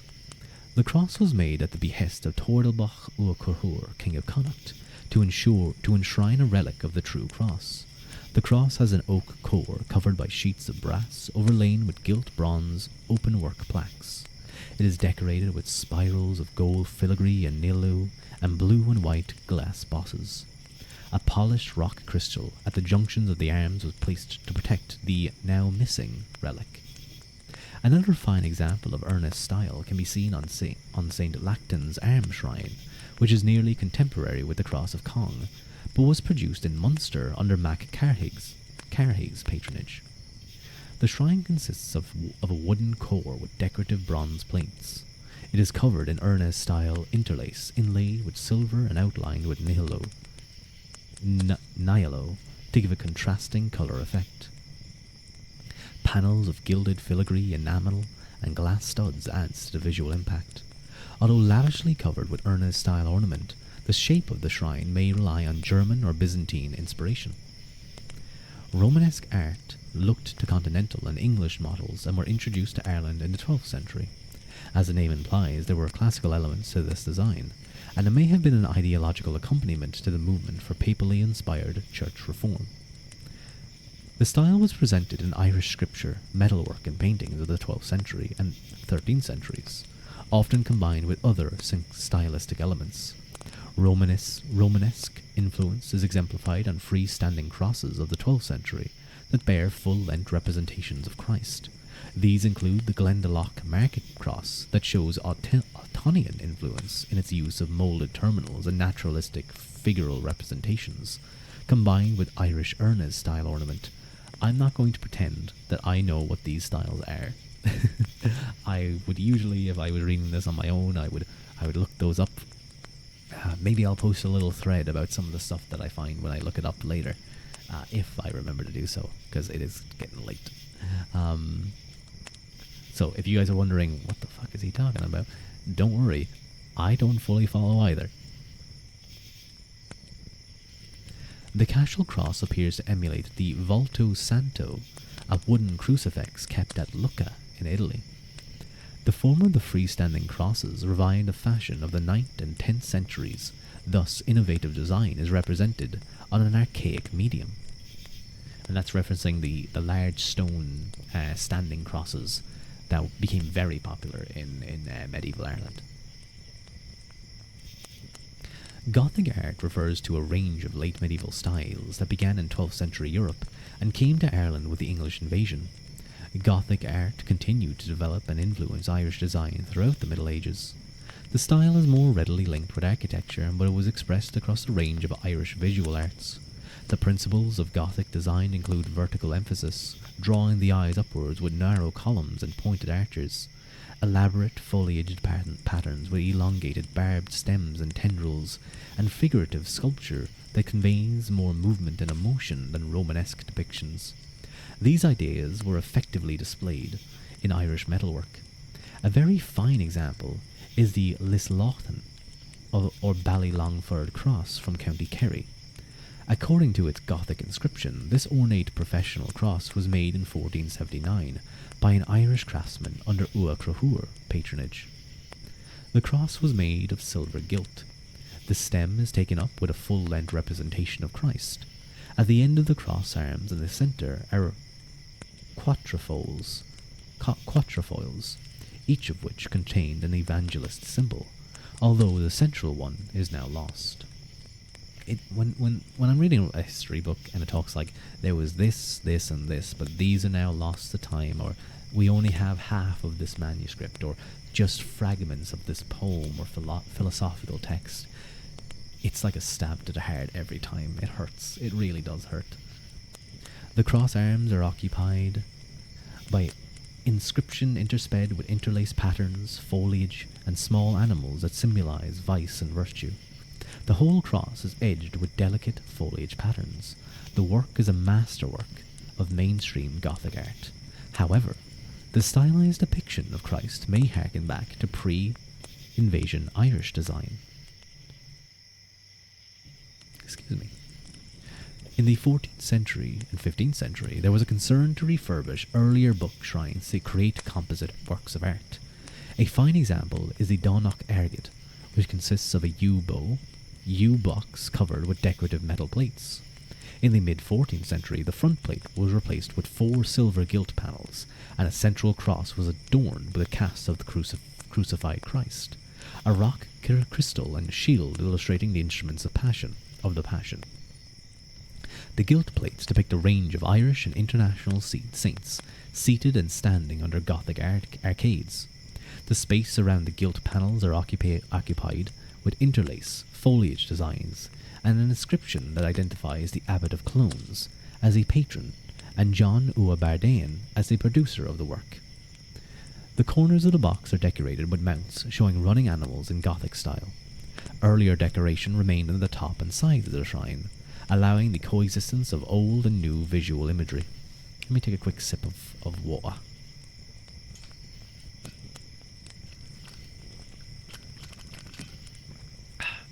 I'm running out. That'll have to do me. Visual arts also included wall paintings and fabrics that enlivened the interiors of many medieval elite dwellings and churches. However, these types of artworks were vulnerable to deterioration over time, so only a few remain. The earliest surviving frescoes in Ireland are the fragments of figurative scenes, patterns of ashlar masonry, and patterns of Romanesque style found in the channel of Cormac's Chapel. Some of the best preserved medieval wall paintings can be viewed at Abbey Knockmoy Abbey in County Galway. These date to the early 15th century and include the figure of St. Michael holding a scale of judgment beside the crucified Christ, the martyrdom of St. Sebastian, and a scene of 3 living and 3 dead kings reflecting on the theme of morality. Fine textiles that have survived from the late Middle Ages represent imported goods, including the lavish vestments and copes from Christ Church Cathedral, Waterford, that date from the 15th century. They include the Passion Cope, a green velvet on a cloth of gold with embroidered scenes from the Passion and Crucifixion of Christ. The Waterford vestments reflect the wealth and contents of the medieval church. Throughout the later Middle Ages, Irish artists and craftsmen drew upon foreign fashions, but many also referred earlier Irish artwork that they preserved or imitated. The retrospective element in Irish design was more apparent in Gaelic areas and has been interpreted as an expression of regional or ethnic identity. It echoes a respect for the past that is also seen in Irish architecture. Secular architecture. A striking feature of the Irish rural landscape is the scattered ruins of medieval buildings. It is. You drive around. I assume it's maybe the same in England, although there was a certain guy, who decided to just destroy a bunch of monasteries. These encompass a great variety of structures, from ring forts to tower houses, showing considerable dynamism in the late medieval Irish architecture. While ring forts are the most characteristic sites of early medieval domestic settlement, the extent to which their use continued after 1100 has been hotly debated. In areas that fell under English control, a minority of ring forts were adapted for ringworks, moats and manorial centres, but the majority were abandoned. In Gaelic areas, settlement reorganisation may have led some sites to be vacated in the 11th and 12th centuries. Baal Beru was occupied into the late 11th century. It was then reused by English settlers in the 13th century, who heightened the banks to create a ringwork or bailey. A dozen or so sites in Gaelic areas have yielded finds of glazed pottery that denote occupation or reoccupation of sites in the 13th and 14th centuries. The ring fort is a practical and flexible enclosed space, so this does not seem surprising. The historical prestige of some ring forts could promote their continued occupation or reuse by upwardly mobile families as an appropriation of authoritative space in the landscape. A few ring forts in the Gaelic areas were constructed in the later Middle Ages. Cranogues are another early medieval type site whose use continued into the later Middle Ages. So for those of you who don't know, a cranogue is basically sometimes a natural and sometimes a man-made, that was the word I was looking for, man-made island where you would have some buildings. It was often a last stand place or kind of a naturally very defensive place, often in the middle of rivers or in lakes. And they would have many of their valuables there, and the paths would be hidden under the water, so you would have to know, or you'd have to investigate a lot to be able to find your way to the Cranogue. Of course, that would be for if there was attacks. Most of the time they would probably be much easier visuals to help people get across. However, there is no evidence as yet that Cranogues were built anew in the later Middle Ages, but their late occupation is well attested. As the construction of ring forts declined after 1000 AD, there may have been a shift towards unenclosed lowland settlement. References to Castlin and Cashel in 12th century Ireland indicate that Irish kings were familiar with castle building technology and sought to introduce them to defend key areas of their lordship. A boom in ringwork and motte construction came with the English invasion. These earth and wooden constructions were relatively cheap and quick to construct. An estimated 400 mottes were built in the expanding English colony from 1170 to 1230. Moats were a prime means by which English lords asserted control over newly conquered lands. Their worth had been proven during the first wave of Norman settlers in England and Wales a century before. A few were built in frontier areas by Gaelic patrons to match English military tactics. Once English lords had consolidated their position, they tended to replace strategically located mottes with stone castles, while others were left to decay.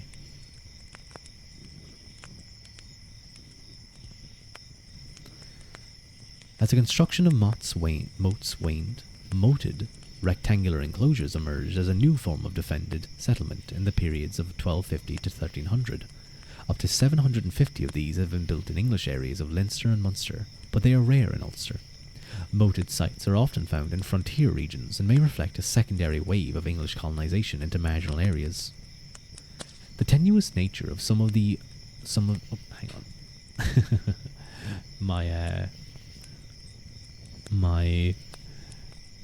There we go. My display turned off.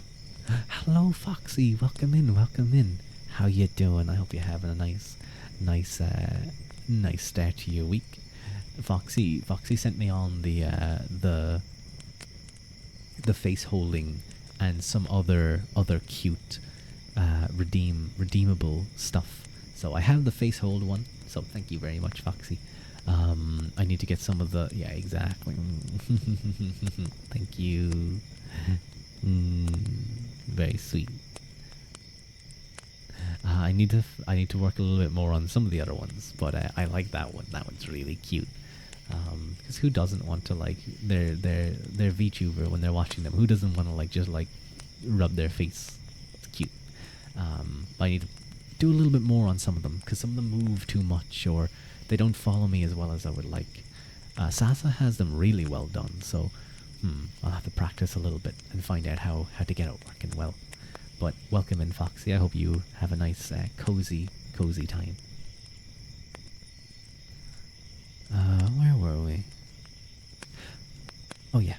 The tenuous nature of some of these moated enclosures may be observed at Ringsdale, County Cork, where 3 stone structures were begun, a possible gatehouse, hall and gaterobe. but not completed before the site was abandoned. Literary evidence suggests that some moated sites were built or occupied by Gaelic lords. A poem by Angus Ruadh, composed around 1306, celebrates Ide Uachtarúr's palace at the moated site of Clonfree in County Roscommon. For these English colonists who could afford it, construction in stone offered the best security to them in Ireland. The first stone fortresses were built with rectangular tower keeps. The most impressive examples still stand at Trim and Carrickfergus. These castles were built for display as well as defence. At Trim, Christian symbolism and social hierarchy seemed integral to the castle's design. Advances in European castle design, meant that the royal castles built at Dublin and Limerick in the early 13th century lacked a central donjon, but consisted of cylindrical towers and gatehouses flanking a courtyard. The trend for round towers was also observed circa 1200 at Dundrum and Nenagh in County Tipperary. Keepless castles featuring a massive curtain wall, gatehouse and wall were popular in the central decades of the 13th century, as can be seen at Lescarrow in County Cork. The development of castle building in Edwardian Wales also brought new influences to Ireland. In the 1270s, the royal castle at Roscommon was reconstructed on a rectangular plan with a D-shaped angle towers and a massive twin-towered gatehouse. Its design shows that English architecture in Ireland was at the cutting edge of development. It is similar to the Harlech Castle at Gwynedd, which was built shortly thereafter. That's in Wales, for those of you who don't know. Castle building and enhancement continued on a smaller scale in the early 14th century, but as the English colony waned, a number of fortresses fell into disrepair. From 1300, the English no longer had a monopoly on ownership of stone castles. Ballintober, County Roscommon, was built in the imitation of Roscommon Castle in the early 14th century. Its patron has been identified as either Richard the Burr, or Burke, or Cathal Uachtarúr. From the 14th century, some castles taken from the English were used as dwelling places for Gaelic lords. These include Ferns, where 15th century pottery denotes later occupation by Meac Morchada Cemánach. From the late 14th century until the 16th century, tower houses were built under Gaelic and English patronage. More than 3,000 have been recorded. Tower houses were usually consisted of two or three lofted stories over a vaulted basement. Often the roof was covered with thatch or wooden shingles. There are regional variations in their designs. Tower houses remain familiar sights in most parts of Munster and Connacht, but much less so in areas of Ulster. They were also common with the English lordship, where construction was encouraged in 1429 by a subsidy of £10 for each tower built by the liegemen of Dublin, Meath, Kilkenny and Louth. The success of this policy is indicated by subsequent restrictions imposed on the erection of tower houses in 1449. You offer money, and they'll do it too much. They'll bankrupt you. Tower houses were not originally the isolated features that appear to be in the landscape nowadays. They were usually accompanied by a courthouse or bawn that might accommodate subsidiary buildings of wood and wattle, as well as provide protection for livestock, guests, dependents at times of uncertainty. A key feature of these dwellings was the hall for entertainment and feasting, which might be an ancillary building or integral to the tower. We are lucky to have visitor accounts from the 16th and 17th centuries of the hall and chambers of tower houses that enliven our understanding of late medieval Irish life. The popularity of the tower house meant that few large-scale castles were built in the 15th century, perhaps reflecting a general trend in the decentralization of power. The compact rectangular form of the tower house was also adapted for urban environments, for example Skiddy's Castle in Cork, built in 1445. While castles and fortified buildings were the stronghold of the aristocratic elites in medieval Ireland, towns were also important. Towns were also important places of secular architectural patronage.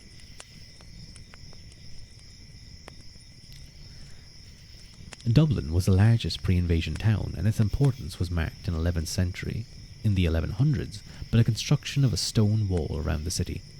This was remarked upon as one of the wonders of Ireland. The wall consisted of a rubble core with mortared stone facing. Its width was an impressive 1.5 metres, and extended up to 3.5 metres in height. Pre-invasion walls are also recorded at Waterford and Wexford.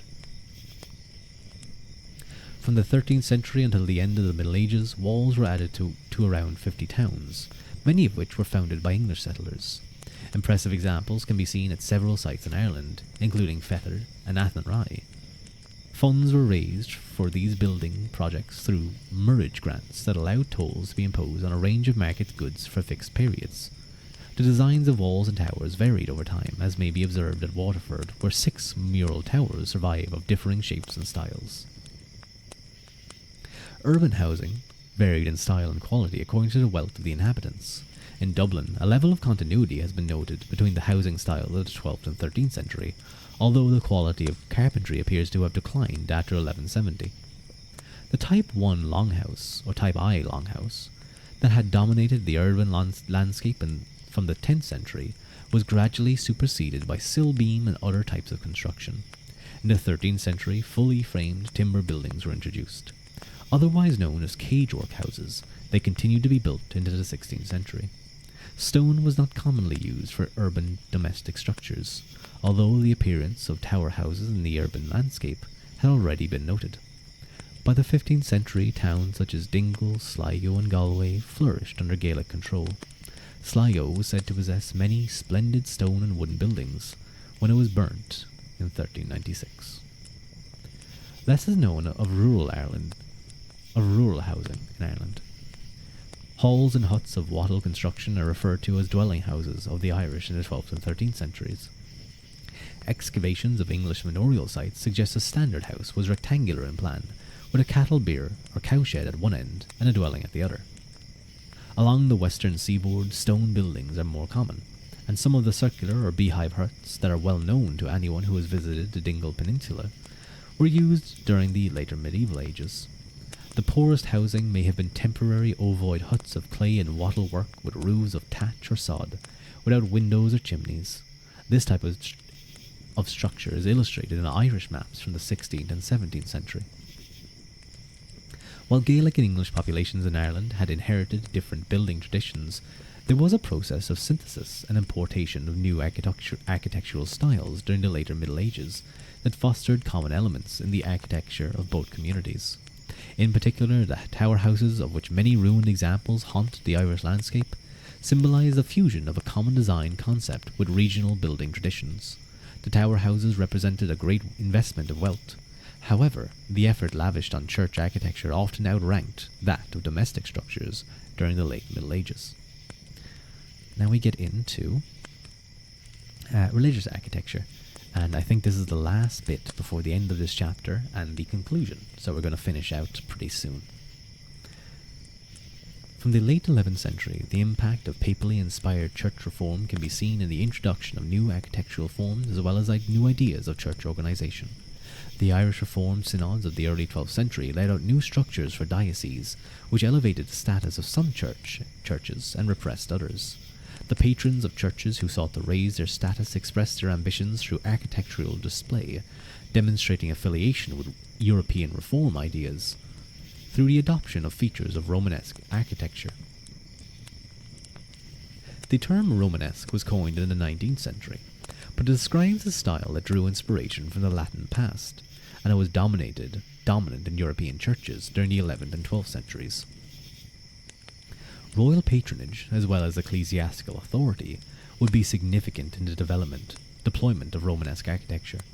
One of the finest and earliest examples of this style is Cormac's Chapel in Cashel, County Tipperary. It was built under the patronage of Cormac MacCarthy, King of Munster. Its Romanesque features included a rib-vaulted chancel and characteristic round arches and arcading along its walls. Nevertheless, the small scale of the church and its high stone roof reflect Irish building traditions. Similarly, at Killishin in County Laois, a fine Romanesque church was built under the patronage of Diarmait mac Murchada, King of Leinster, around 1150 AD. That guy sucks. He's the guy who invited the English over, because he got deposed and he ran off and got permission to hire some mercenaries. Big long story. During the early 12th century, the facades of Roscarra and Ardfert were constructed, incorporating Romanesque and earlier Irish architectural traditions. A few other churches added Romanesque elements to an earlier core. The extravagant Romanesque portal added at Clonfert in the 3rd quarter of the 12th century is one such example. Thank you, Crespian, for the hydrate. Let me, I have some left.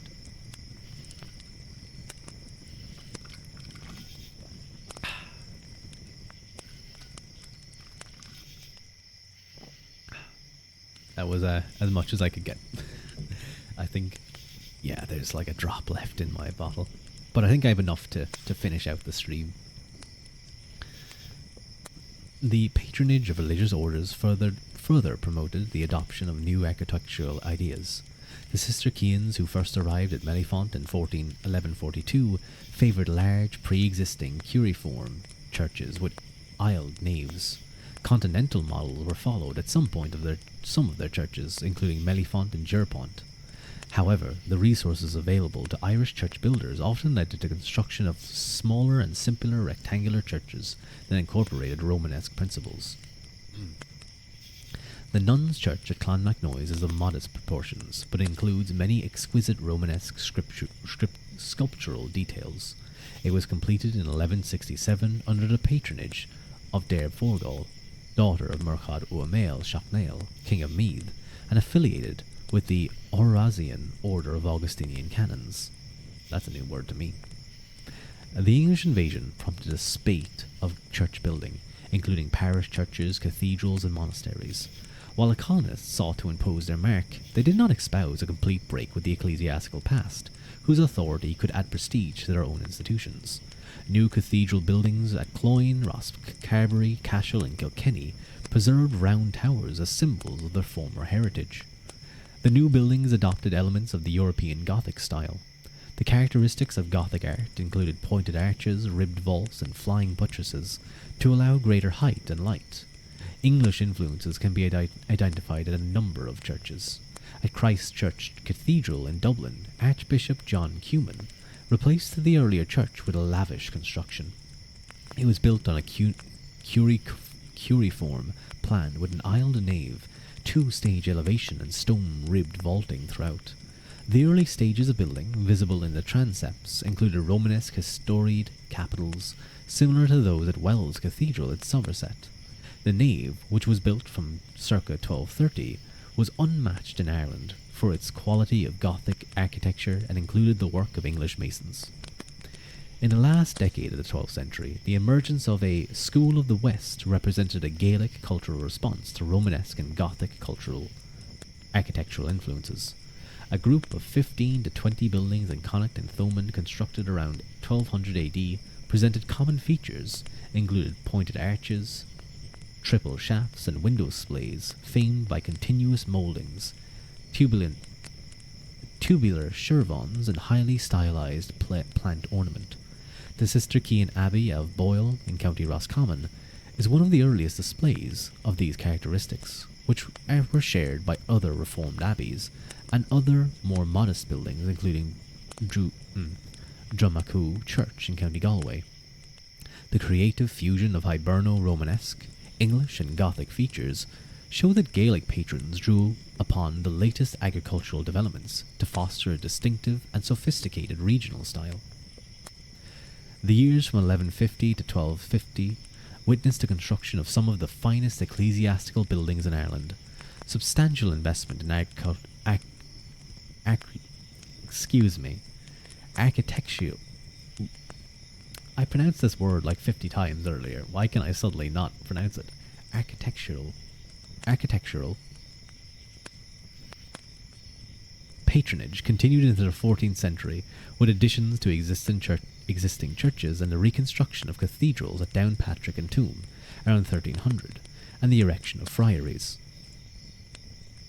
The Benedictine orders tended to occupy sites with humble architectural beginnings that developed in piecemeal fashion over time according to a claustral plan. Churches tended to be relatively plain, narrow halls, as at Ennis and Nina. Decorated style tracery appeared on some churches from the 14th century. The Black Death limited the construction of new churches for nearly half a century. Nevertheless, in the 15th century, a wave of church building and renovation was witnessed in regions of Gaelic lordship. Additions were also made to existing churches. For example, at Ardfert Cathedral, a south transept was added, and the walls were raised and crenellated. The features that marked out Gothic architecture in 15th century Ireland included small window openings, giving rise to large expanses of unarticulated walls and squared framework above doors and towers that might be adorned with battlements. The austere, militaristic appearance of many late Gothic churches in Ireland stood in contrast to churches in contemporary England. Perpendicular features, which may be regarded as quintessentially English, were adopted in the adornment of doorways and wall panels, but the designs were localized, fusing styles and motifs from different periods and regions. These independent stylistic developments reflect growing confidence among the Irish elites. Just as the English construction of moats on Irish ecclesiastical sites was evocative of societal change in the 12th century, the building of Gaelic friaries on land reclaimed from English lords tells its own stories. When Quinn Friary was constructed under Mac Conmara in 1433, the symbolism was overt. It overlay and incorporated remains of a 13th century castle built by the De Clares. Parish churches in Ireland tended to be simple rectangular buildings built of local stone. Their numbers expanded in the 13th century as the population grew, and many older churches were extended.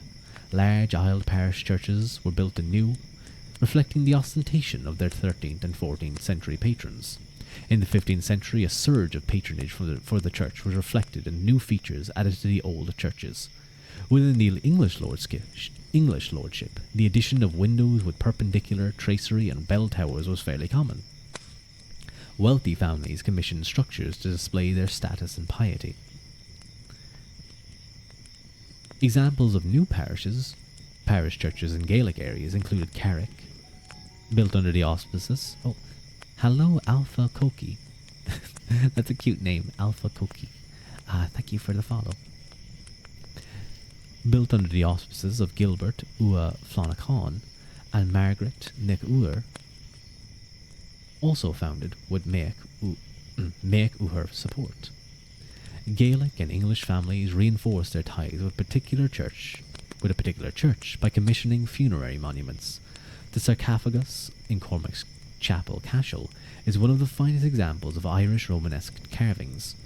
It dates to the 1120s and was commissioned by one of the Mac Cahig kings. Its form combined an international outlook with Irish Ernest-style ornament. From the early 13th century, cross-carved slabs and coffins were made in areas of English settlement. Effigial sculpture was adopted across cultural boundaries.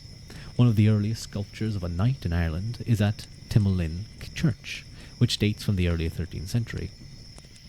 King Félime Ua Crahur at Roscommon and King Crahur Ua Brian at Corcomroe also had funerary effigies made around 1300 AD. In the 15th century, elaborate tomb chests became fashionable. The Plunkets of Meath were particularly active in commissioning these works with chests decorated with scenes of the Passion, saints and heraldic devices, surmounted by effigies of knights and ladies. In Gaelic areas, chest tombs were often set within canopied recesses as may be seen at Ennis Friary. The enormous vitality and dynamism of the church in the late Middle Ages were expressed in relatively large-scale constructions and a range of architectural styles. While architectural expression in Ireland is more modest in scale than other parts of Western Europe, it is no less intriguing or diverse. The architecture of the late Middle Ages was shaped by impulses from abroad, including church reforms, the English invasion, European fashions, and the Black Death. These impulses combined with local building traditions, pragmatism, and taste to create forms of expression that were distinctively Irish. Conclusion for this chapter. The educational opportunities and wealth available to support artistic and architectural creativity in late medieval Ireland were limited in comparison to other Western European countries. Nevertheless, a large body of literature, church metalwork, and architecture has survived, albeit often in an incomplete state. The cultural background of the patrons and craftspeople exercised some influence on artistic expression. Thus, reverence for early Irish artistic traditions is more apparent in Gaelic-held areas, while Anglo-Irish artists tended to look to Britain for inspiration. These cultural divisions were also blurred in many places. The intermingling of English, Gaelic, and continental cultures in late medieval Ireland created new distinctive works of art. These can be appreciated for their differences from mainstream art styles and movements, rather than being criticised for their aesthetic nonconformity. And now we come to the conclusion of this work. This book attempts to show how Ireland altered over the course of 1100 years from 1400 to 1500 AD. While the Middle Ages is popularly perceived as a period of stagnation and limited intellectual horizons, closer study reveals it to be a period of remarkable change and creativity. Furthermore, the long-standing trope that Irish institutions were archaic and only forced to change through foreign interventions has come under increasing criticism in recent years. Irish society had been perceived as backward-looking for a number of different reasons. Anti-Irish prejudice proclaimed that the Irish were naturally primitive, while some nationalists desired to portray Irish society as resilient to change and unsullied by foreign influence. Stereotypes as Ireland as an archaic society still exert a strong influence on popular perceptions of the Irish past. There was a recent controversy about that, but we'll ignore that. The watersheds that have conventionally divided medieval Irish history has been linked with external forces, namely the arrival of St. Patrick from Britain in the late 15th century, the arrivals of the Vikings at the end of the 8th century, and the English invasions of 1169 to 71.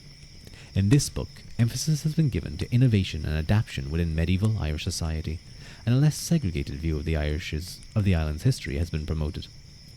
This book has skimmed over developments in economic, social, political, religious, and art history over an extended time period. Its purpose has been to provide a brief introduction to medieval Ireland. This has meant a more detailed narrative of change has had to be admitted. Many interesting complexities and debates in medieval Irish history has not been touched upon. The reader is encouraged to find out more and consult a wide range of material, so you guys can listen through all of my works, and if anything, all of my readings, not my works. Again, this is not mine. This is not my stuff. This is people who are much more smarter than me and much more capable of great research. But if any particular period catches your attention, then I definitely recommend researching it. Beyond the existing historical literature, there is also much potential for further study of the abundant but under-researched primary sources for medieval Irish history. Further research will not only fill in details, but contribute to existing debates, but also explore new lines of argument and continue to reshape our overall impression of events. The story of change in Irish history begins with the first written sources. In late antiquity, the adoption of literacy accompanied innovations in farming practices and population growths. In the 5th century, there is evidence of the spread of Christianity and growing competition for lands and status that encouraged migration and the emergence of new political dynasties, including the Unail and the Éigeanachta. One of the overarching themes in the abundant literary heritage of early medieval Ireland is the preoccupation of rank and status. Written sources demonstrate that opportunities for social advancement in early medieval Ireland were limited, and the risk of downward social mobility among the elite created fierce competition.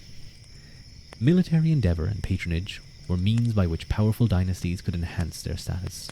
Some of this patronage was expressed in great works of art that remain as iconic symbols in Irish identity to this day. By the end of the 11th century, the identity of different provinces of Ireland had been firmly established. Power had become focused in the hands of several leading dynasties and major churches. The process of centralization had been aided by economic growth and the symbiotic relationship of church and government. However, despite the existence of a clearly defined Irish ethnic identity, no single royal dynasty was to establish overarching power to make the imagined community of Ireland a nation-state.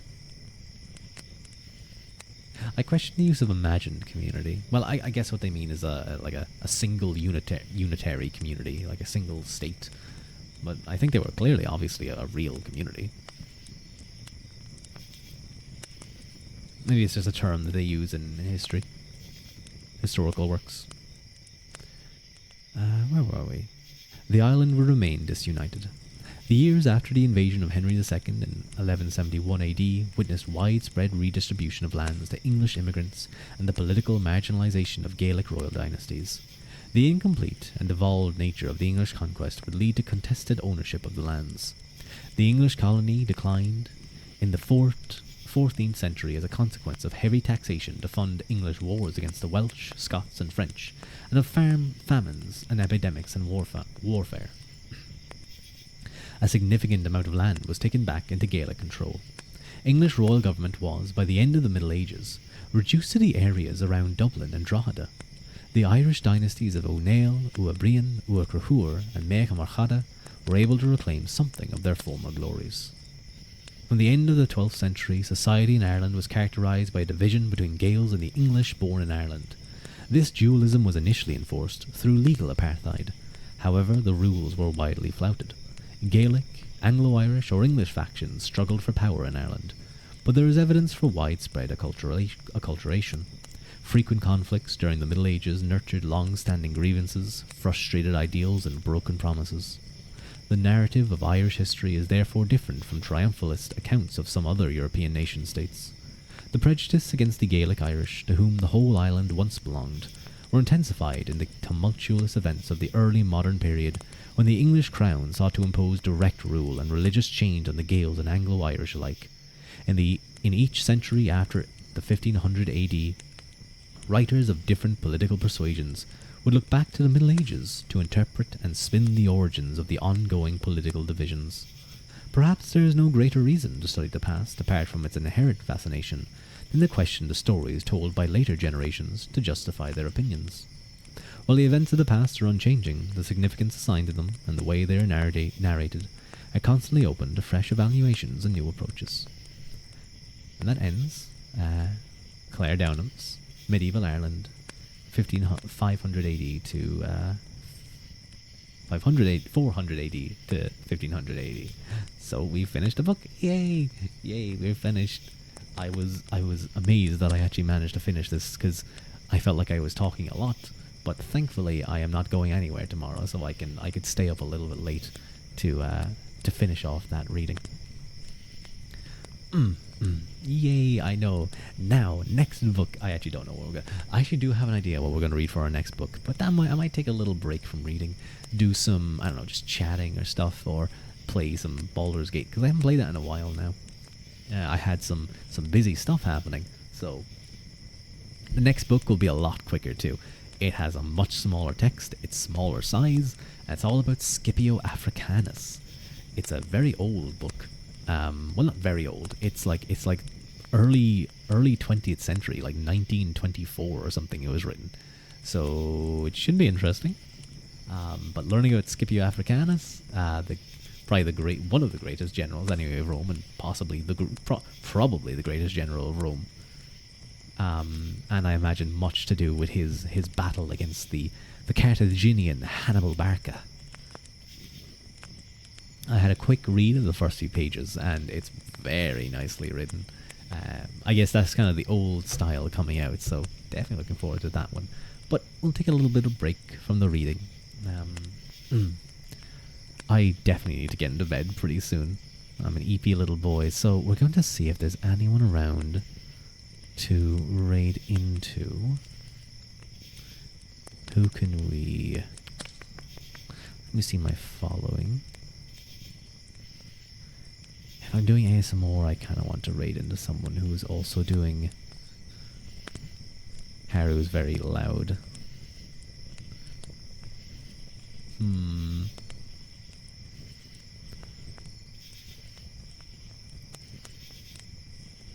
Wait, what's Daya doing real quick?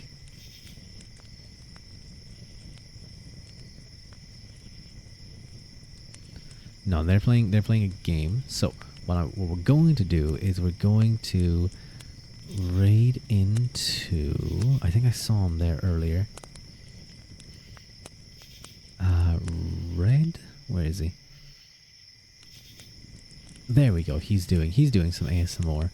And Red has a very cute little model, and he's just doing some traditional ASMR. So I hope you guys like that.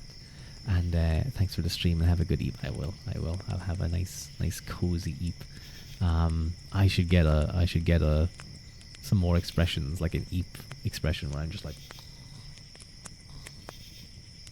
And I have like little like Z's coming up from my head. But thank you guys for joining. I hope you guys enjoyed the reading. I'm gonna send you guys off over to Red. I can't wait to stream more with this model. It's so much fun. It's like sometimes I was reading and I was like looking up and I was like, oh, I should do stuff. I should just like move around. Like I usually don't move as much. I do move a little bit when I'm reading because like you can't just don't want to be too stiff.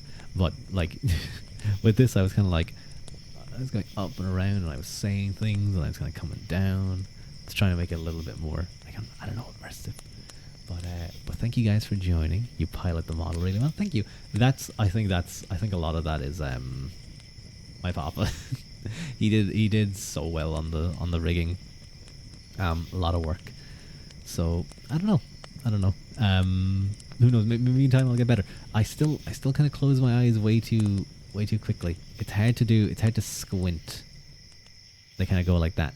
So maybe I'll have to do a little bit more work. But I want to get more. I want to get a ton of toggles and cute little redeems that you guys can do. Because I think that would be really nice. So yeah, thank you guys for joining. Thank you for joining for the reading, however much you paid attention to it. Garev Mila Mahagat and Slong the Foil. And I will see you guys in the next stream.